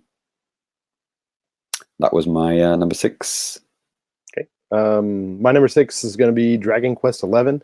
I think including the demo time, I got somewhere around like 15 hours. I think with the demo, I had like right around 10. And then with the real game, maybe like 6 or 7 or something like that. I don't remember, but yeah. So that's nice. Great game. Great game. A lot of fun. I need to play it more. That's for sure. My number 5. In the past, we've only done top 5s because there haven't been that many games that we played. But we're finally at number 5. My number 5 is Steam World Quest, which I played for over 15 hours. Yeah, I've already mentioned it in today's show, but I liked it, and it's a great game. I'm a big fan of the Steam World series in general. I like Steam World Dig, like Steam World Heist. I'm not sure if this is my favorite Steam World game. I probably think Dig 2, and then Heist, and then this. But it's still a great game. And it's shocking that it was me playing a card-based RPG game and having fun with it. I mean, that's crazy talk. If you told me about that, last year, I'd be playing that kind of game. But it is actually fun, and it's not as grindy or as weird as you would expect those kind of games to be. It's like very simplified and very fun. That was my number 5, Danny. Okay. My number 5 is GKO Power Pro Yaku, the baseball game I talked about earlier. Put about 15 hours into it. Lots of stuff you can do in the game, lots of different modes. But yeah, I enjoyed it. A lot of fun. Is that the one with like an RPG in it? No, that's from 2018. Oh, okay. So, right, they all look the same. Yeah, this is the Konami one. Okay. Whatever that means to anybody. Again, it could be anything. Number 4 is a game probably a lot of people played. Is Link's Awakening remake. I beat this game, and I got a few more heart containers and a few more kind of extra little secret things. Played the shit out that crane game. Got lots of cool stuff out of that. Got those extra toys and stuff. But yeah, ultimately drew the line in the sand at 15 hours. There's probably a couple more heart containers left and a few more of those toys left. But ultimately, yeah, it's a fantastic game, fantastic remake. Really enjoyed it, and yeah, I just can't believe they actually remade Link's Awakening for a start. It's kind of crazy. Yeah. But yeah, it's not a game that it's easy to kind of like go back to. It's like, unless you just want to have another go from the start, which I know some people like to replay Zelda games every year or whatever. And this game would be fun to do that. But there are some points where it's like, okay, this was shitty on the Game Boy. You didn't need to recreate it exactly again on the Switch. You could have remade it and made it a little bit smoother, but they didn't. They very faithfully recreated this game, tile for tile. But it's still a good game nonetheless. Yep, my number 4 is actually the same. Link's Awakening. Cool. And same amount of time, 15 hours. There you go. Yeah, yeah, it's probably the same for a lot of people. Yeah. If you completed the game. Yeah, I did.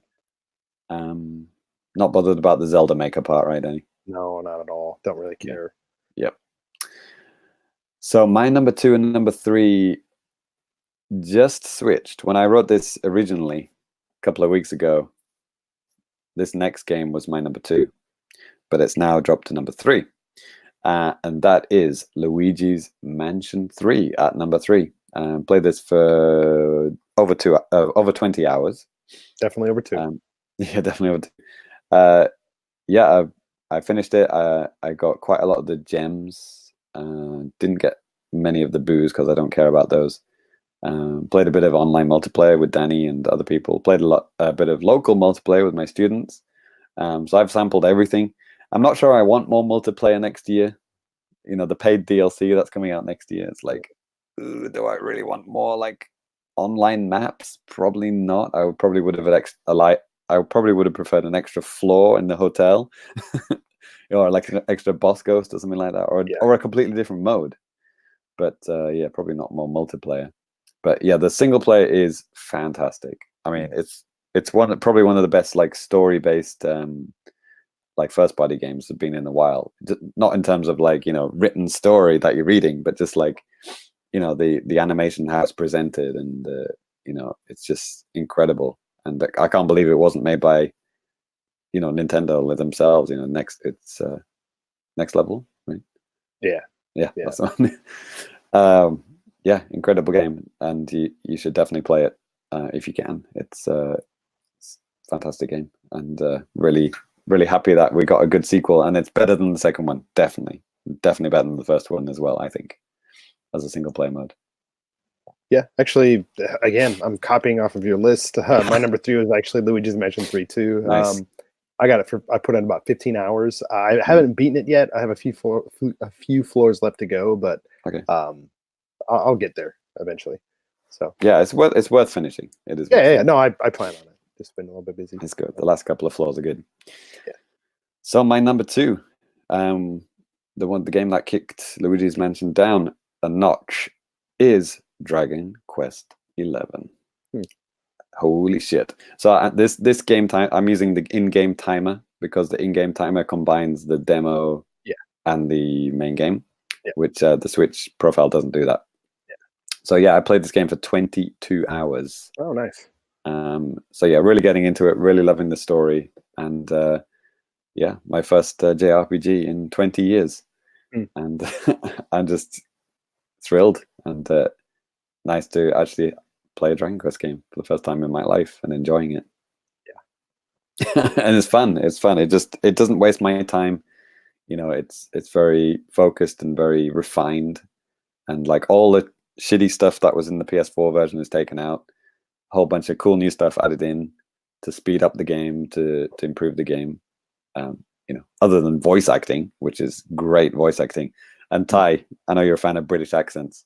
There are a whole ton of British accents in this game. Holy shit! Every single region of the UK is represented. Oh yeah, yeah, I remember that. It's so funny. Sounds like good. Boy, watch your mate. You know, everything like that. Which is great. I appreciate that, and I think you might appreciate that. I think I would. So yeah, Danny, my number 2 is actually RPG related as well, but not what you would think. It's actually Final Fantasy IX on the Switch. I played through that earlier in the year. Took me about 40 hours, but yeah, I did make it all the way through. So yes, Cyrus, not the 40 minutes that he put into it. hey, I respect that. That's fine. Pull your finger out, mate. Yeah. So Final Fantasy IX, what's that one again? Is it like the chibified looking people or the more realistic? It's more chibified, but not as much. Yeah, and it's like a random mix of furries. Yeah, like the main character has a tail. Sexy. Zidane is his name. Zidane, yeah. All right. That's one of the better Final Fantasies, if you ask me. It's pretty awesome. James, number one.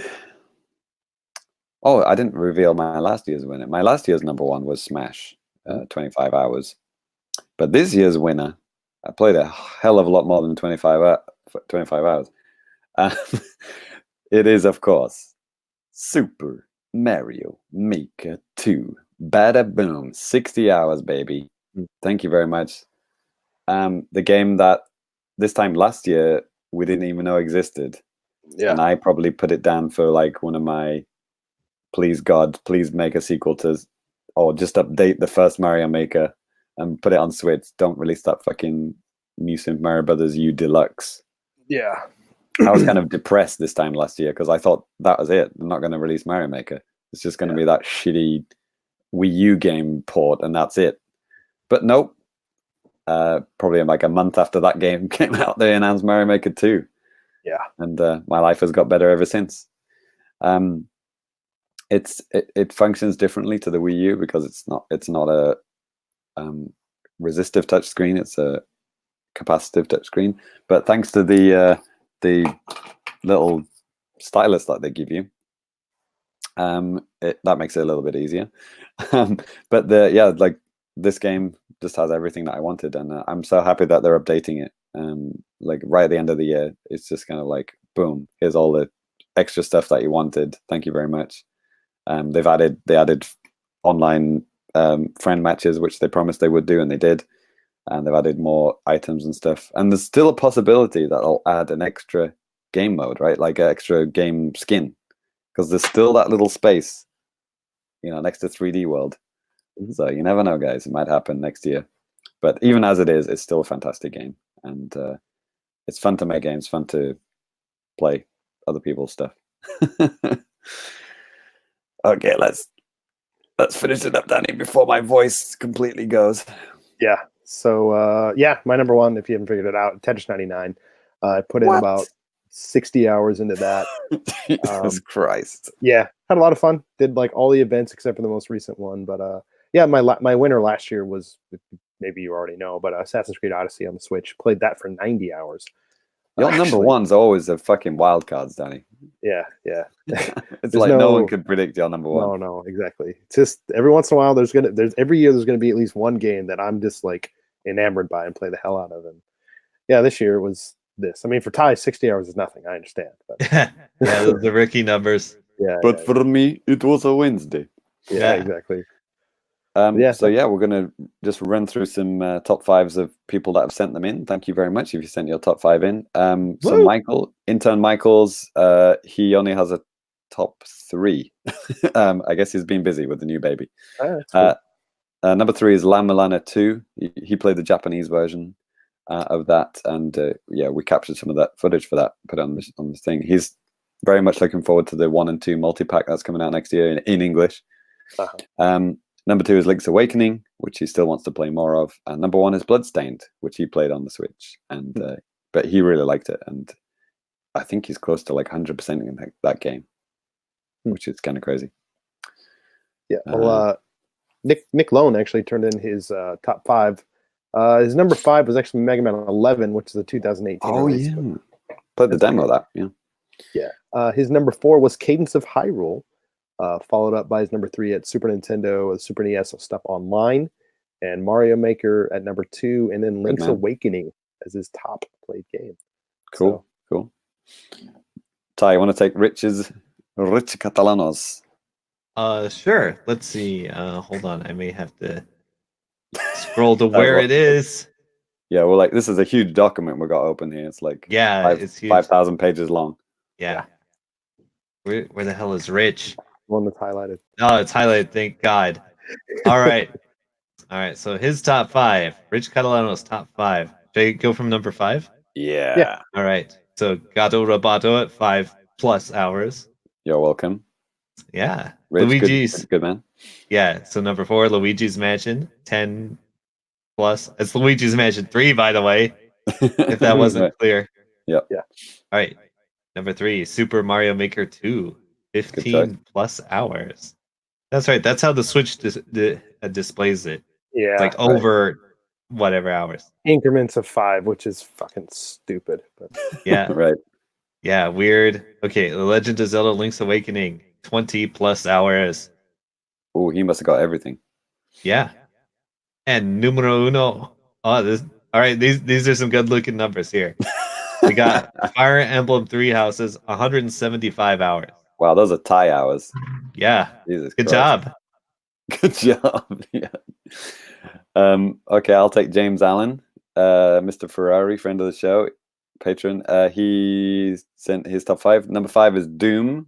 That's not the 3D 2016 game. That's like literally Doom. That's a good choice, though. Classic Doom. I played that for an hour. Number 4, SNES Online for 2 hours. That could be all game night, actually, right? Number 3 is Virtua Racing. The what was it? Sega Ages Virtua Racing. Number 2 is Horizon Chase Turbo. I think you can see a pattern here. He's played that for 5 hours. And number 1 is Tetris 99, 30 hours. Good man. Merely half of Mr. Bivens, but still, good effort. Yeah, James likes his racing games. Yeah. Okay, and you're gonna pick up the balls. Yep, from Mr. Balls. His let's see, 1, 2, 3, 4, 5. Okay. His number 5 started in at with Super Nintendo Online with 3 hours. And then the Castlevania Collection coming in at number 4 with 5 hours. Tetris 99 coming in at number 3 with 10. Picross S3, 65 hours at number 2. Oof. And holy crap, his number 1 was Astral Chain, 85 hours. Wow. Oh man, not bad. I feel really bad that Astral Chain literally hasn't been mentioned until now. Yeah.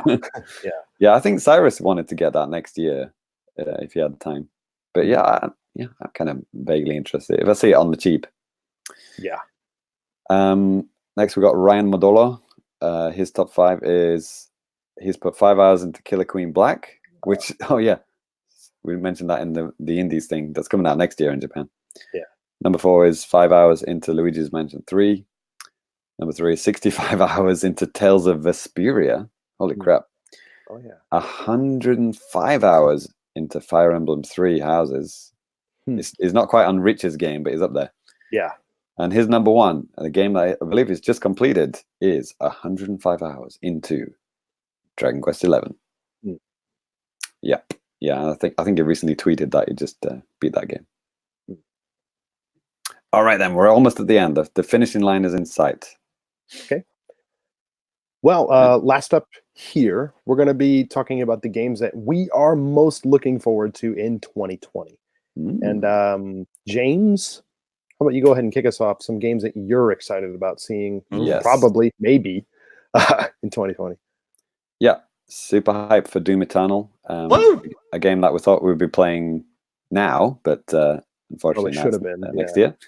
The other one is Outer Worlds, which I know is a 2019 release, but it's a 2020 release on Switch. Never played a 3D Fallout game before, so it'd be interesting to see how that runs on Switch. If it's a good port, then I'll definitely get it. And then if it comes out, Breath of the Wild 2, obviously, for obvious reasons. Right. And then also Metroid Prime 4, which I don't think it's going to come out next year, but it'd be nice to see just some footage of something. I'm sure we're going to have at least a trailer next year. Come on, Jesus Christ, guys. It's been, what, like 6 years now, hasn't it? I haven't seen a fucking screenshot of it. Come on. Danny? Yeah, I mean, I don't really have a whole lot that I'm thinking like super excited about, but the ones that I think and hope are coming out in 2020, I'm pretty pumped about. That being Breath of the Wild 2. Again, hoping that we can see that at the end of 2020. I think it's in the realm of possibility. Metroid Prime 4, hopefully. I don't think it's going to be 2020, but we'll get that. And this isn't 2020, but actually for 2021 and beyond. So there, it's interesting that this should come to mind. It's almost like, wow.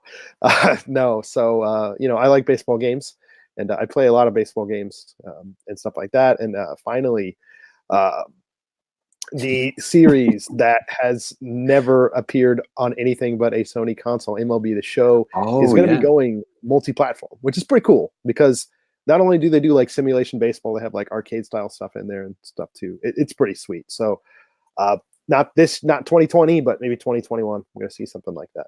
But wow. Yeah. Ty, how about you? What are you hyped for next year? All right. Are you ready for some good ass video games? Yeah. Games that are projected to be good by most estimates. All right. First of all, Guilty Gear Strive. That's Guilty Gear 4. Right. The word which almost sounds like 5 is the fourth one. Brilliant. Right. But it has Roman numeral 4 in the title, and it's kind of highlighted and glowy. Gotcha. But don't worry, they're gonna add it like a bunch of like fucking weird symbols to the end of it, a bunch of hashtags and shit like they always do. I'm sure of it. And fingers crossed that they see the light and go with GGPO netcode. Good luck to them. Yeah, it's confirmed that they know about it. We know it exists. All right, next up, Grand Blue Fantasy Versus, also a fucking cel-shaded anime fighting game from Arc System Works. Now, I played the beta test for this, and I really liked it. It's more like a simplified, like core fundamental kind of fun fighting game, and I liked it a lot. Nice. Yeah. Next up, Doom Eternal. I love blood and guts. Yeah. Yeah. I'm excited to murder hell. Look out for a graphics comparison of the Xbox One X version and the Switch version coming soon next year. Yeah. Thanks to me and Ty. Yeah. Oh man, or maybe you can see the sex box version later in the year. I thought you'd be playing it on Stadia. The what? Okay, well, I put in the inputs for it. I'm waiting for them to come back. Yeah, there it is. There it is. Burn. All right, next up, Watch Dogs Legion. Oh yeah, you can finally play as my British grandma as she mows down someone with an Uzi. Right. Right. And then takes their smartphone. Right. Yeah, that's gonna be a lot of fun. If like Watch Dogs 2 is any indication, it's gonna be a lot of fucking fun. Cool. And next up, League of Legends Fighter. They have a code name for it, but I don't know. LOL Fighter. Yep. Made by the inventors of GGPO. So it's probably gonna have pretty good net code.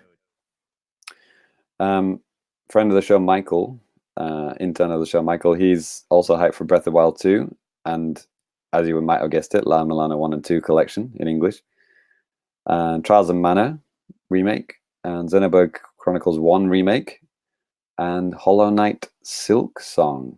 Yeah, he's a huge Hollow Knight. Like he Okay. 100%ed Hollow Knight, a game which I played for an hour and then gave up.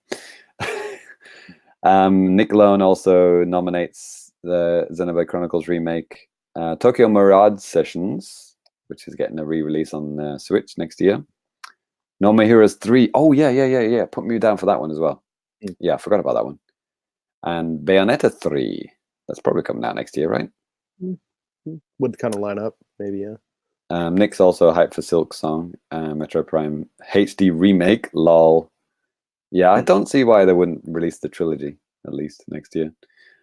And, but yeah, it's not hyped for Brain Training, which Danny might be. Well, it's coming out this year, isn't it? Later. Yeah, in Japan, right at the end. this year. And then coming out in the West in like the very, very early part of January. It's like the clock strikes midnight and it comes out here in Japan, right? Pretty much. Happy New Year. This place is Brain Training. Or December 27th, same thing. Yes, same thing, innit? So I don't know. No one's hyped for Animal Crossing New Horizons or Pikmin 4. No. Okay. Well, Pikmin, I don't know. I mean, Animal Crossing, I don't give a crap about. It's done with that series, really. But it is kind of amazing to now we're in this time where Nintendo no longer has a handheld division and a home console division. They're kind of the same thing. Yeah. Which is why they've been able to release all of these games. Like that's why you get like Zelda, Mario, Splatoon, Mario Kart in like 1 year. It's kind of crazy, right? Because they could do that now. So next year, Animal Crossing, maybe Pikmin, maybe Metroid, maybe Zelda, all that kind of stuff. Yeah. Picking up the pace. Like it. Right then. Danny, is it time for some self-gratification? Yeah, just a little bit here. Strip down, get naked, and rub ourselves with oil and show people how great we are. Absolutely. So we do that every episode anyway, but pretty much. So obviously, big thanks to you guys out there that have checked us out on YouTube. We obviously put a lot of work. I don't know about effort, but we do put a lot of work into doing some of the stuff that we do. And we have some stuff that you guys seem to have liked out there. So we kind of have like a top 5 of our most popular vids on the channel from 2019. And just this year's one. Yeah, so let's kind of run by these real quick. So this was TGS related that James had prepared, and this was a Mario and Sonic at the Olympic Games. Took a 2020 video off screen. It was showing a lot of different stuff. It showed some of that retro stuff too, didn't it, James? Yeah. It was me and Rich who joined me at the TGS. Good times, by the way. Yeah, thanks for joining, Rich. Us playing that together. That was good. That was literally the only mode I was interested in. I didn't want to touch the fucking new waggly 3D shit. I think at the time, whenever you guys had put that up on our channel, nobody had really seen any footage of the game, like personally. Right. So that was kind of cool. Yeah, I think that's why I put it, like, because that's what I wanted to see. That's why we went for that mode. Thankfully, they let you choose the mode and they let you choose the games. Thank God. That's cool. Yeah, but then next, this is something that's relatively recent, but for WRC 8, the really realistic rally racer that James was playing last month. Like, right. Yeah, James just put some direct feed up and just him screwing around, and some of you guys out there like that. Maybe you weren't listening to the show right now, but somebody right check that out. That got like an extraordinarily large amount of views, more than any other gameplay video we put up, because we just happened to be the first person to put videos up about that game. Yeah, and the same with the next one too, the Doraemon Story of Seasons demo, because like the demo in Japan came out 6 months before anything came out in the West. Okay. So I made sure to play a little bit of that and just upload it so people could see what it was about. Just Harvest Moon and Doraemon. So and then this next one, our number 2 one, it's like James kind of mentioned this earlier in the show, but SteamWorld Quest actually has some really awesome music. So he recorded some of it and just put it up on the channel. Well, I didn't want to. I went to YouTube and because I was looking for music to put in like a podcast. Yeah. And I just typed SteamWorld Quest music and nothing came up. I was like, what the fuck? Okay, I'll do it. Yeah. And then 3,600 people watched it. Yeah. Thanks very much. Yeah. And then And it number still one. didn't win Indie of the Year.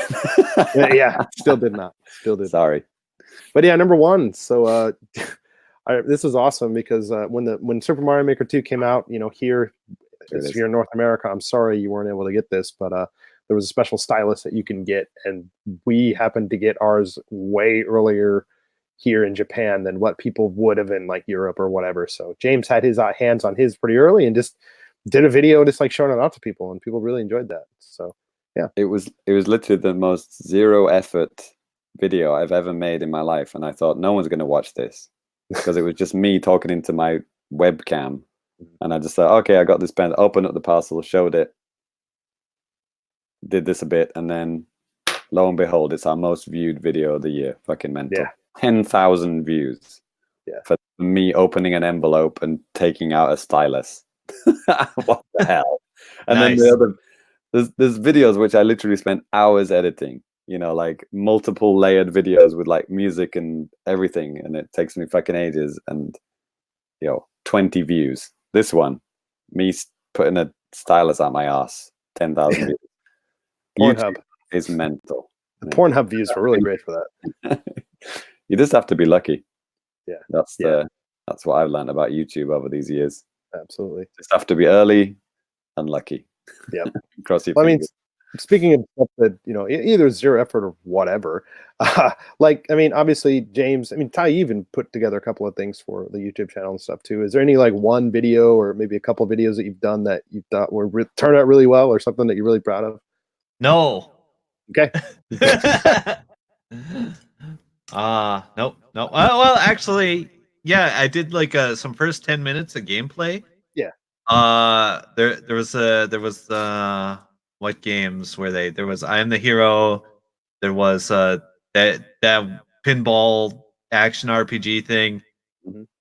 And I'm actually kind of happy with those because I played really well. Uh-huh. Yeah. And it's not something you usually see in the first 10-minute videos or like typical game journalist play. Yeah. I'm like, okay, I'm gonna like speed run this to show as much content as possible in 10 minutes. I'm not gonna read the fucking tutorials. Let's go. Yeah. Boom. And those are nice. For like the 5 people who will watch them. Yeah. And like comb over them to evaluate my gameplay. That's me. Yeah. For me, it was probably the last game night that we did, because there was just so many games and stuff that like I've kind of put in there, and I was really happy with how that turned out. Sorry, if you're not a Patreon, you're probably like, whatever, but people like that video. I like that video. It took a long time to make, and it turned out really well. Yeah. I threw together a lot of reviews for. It's cool with the Switch getting a lot of like classic games, because it's games that I've had a lot of experience with. And then, I'll get them again, play them for a decent amount of time, and then be like, man, I've wanted to talk about this game for a long time, and now it's actually kind of relevant. So it's been fun. And I really liked putting together a review for Final Fantasy VII on the Switch. It was just fun. I always appreciate your thumbnails, because you dig out the fucking actual box of the original version and put it on there.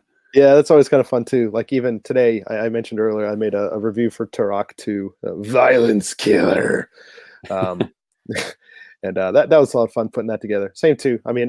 That's why I collect these things. It's cool to be able to like share it with anybody that wants to see it. So yeah. Cool. So the very, very last thing for today, thank you for sticking with us to the end. God bless the 3 people who stayed through the whole live show. Wow. Good luck to them. Actually, it's 3 versions of myself, but yeah. There you go. So the last one, we just almost like a mental note, something to talk about next year's Fammies 2020.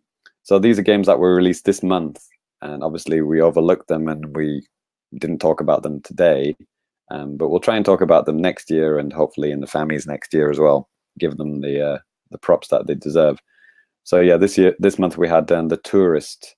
Well, that was actually the end of last month, but The Tourist was like a huge indie game. The voxel, 3D adventure game that was in the Indie Direct. I was really hyped for that, but just too many games to play, and just didn't have time to play it. But it's definitely I've added it to my wish list. Shovel Knight Showdown, we talked about it a little bit today. Hopefully we're going to talk about that more. That obviously came out this month. So did Dauntless. Hopefully we're going to play that in a game night and play together, as a team. And then the Talos Principle came out this month as well. That looks pretty cool, like a first-person puzzle game. Oh, yeah. Oh, God. Yeah, a new Super Lucky's Tale, which was released, last month on Switch. The Conker's Bad Fur Day before it became the Bad Fur Day. Game. Looking forward to playing that next year too. Yeah, and tell us if we missed anything else that came out this month, and we'll try and add that to the list. And that is the end of the podcast and possibly my voice. Yeah.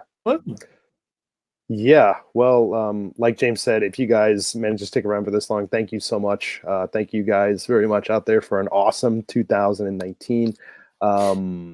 Yeah, it's been a great year for the Famicast. I think we've played a lot of great games, had a lot of fun. Yeah. So if you're not following us already on Twitter or social media or any stuff like that, you definitely should. You can follow us at the Famicast. That's just the Famicast. We're all over the place. And also, too, if you're watching this on YouTube, go ahead and give us a like. I mean, I don't know, if anything, it makes us feel good about what we're doing. You could even say the same thing about podcast reviews and stuff like that as well. If you've been listening to the show for a while, or this is your first time, write us a review on iTunes, Google Play, whatever the hell you do. Just let us know what you're thinking about us, and it better be a perfect score, or we're gonna fucking kill you. Right? We're a couple of people away from 500 subs on YouTube. That'd be nice to have 500, possibly more next year. Yeah. So keep the subs coming, all that stuff on YouTube. Follow us on Twitter, blah blah blah. If you want to follow me personally on Twitter, you can. You can follow me at DannyBiv, DANNYBIV. And James, where can people find you? It's right there on the screen. Man, we've got too many people with the controls here. Yeah, I'm at Fammy Complicated, and you can follow me on Twitter. That's the thing that people do. All right, and Mr. Tyrone. Yeah, it's me. That's you. You can follow me at SuperCatDrugs on Twitter. Let's see. What do we have on here? Xbox memes, rabble rousing, the usual. Usual stuff. Yeah. Cadence of Hyrule DLC that just came out. Yeah, that news story is in the last 10 minutes. So breaking news. Free update for Cadence of Hyrule. There's a new character you can play through the game as. Merry Christmas, Ty. Yeah. Yeah. You filthy animal. Yeah. Speaking of the holidays, everybody out there, I hope you guys have a nice Christmas season, holiday, whatever the hell you celebrate, New Year's. If you celebrate that, man. If you believe in years, I don't. No. And also, if you're a Star Wars fan, please enjoy a Star War when the new one comes out. And hopefully we're not all fighting about what movie's good and what movie's bad, because there's only one true answer. Worst trilogy ever. All right. Well, that's going to do it for Famicast 164 on Famicast of 2019. Thanks again out there for listening, and we will catch you guys next year. See you later. Have a good one. Peace out. Peace.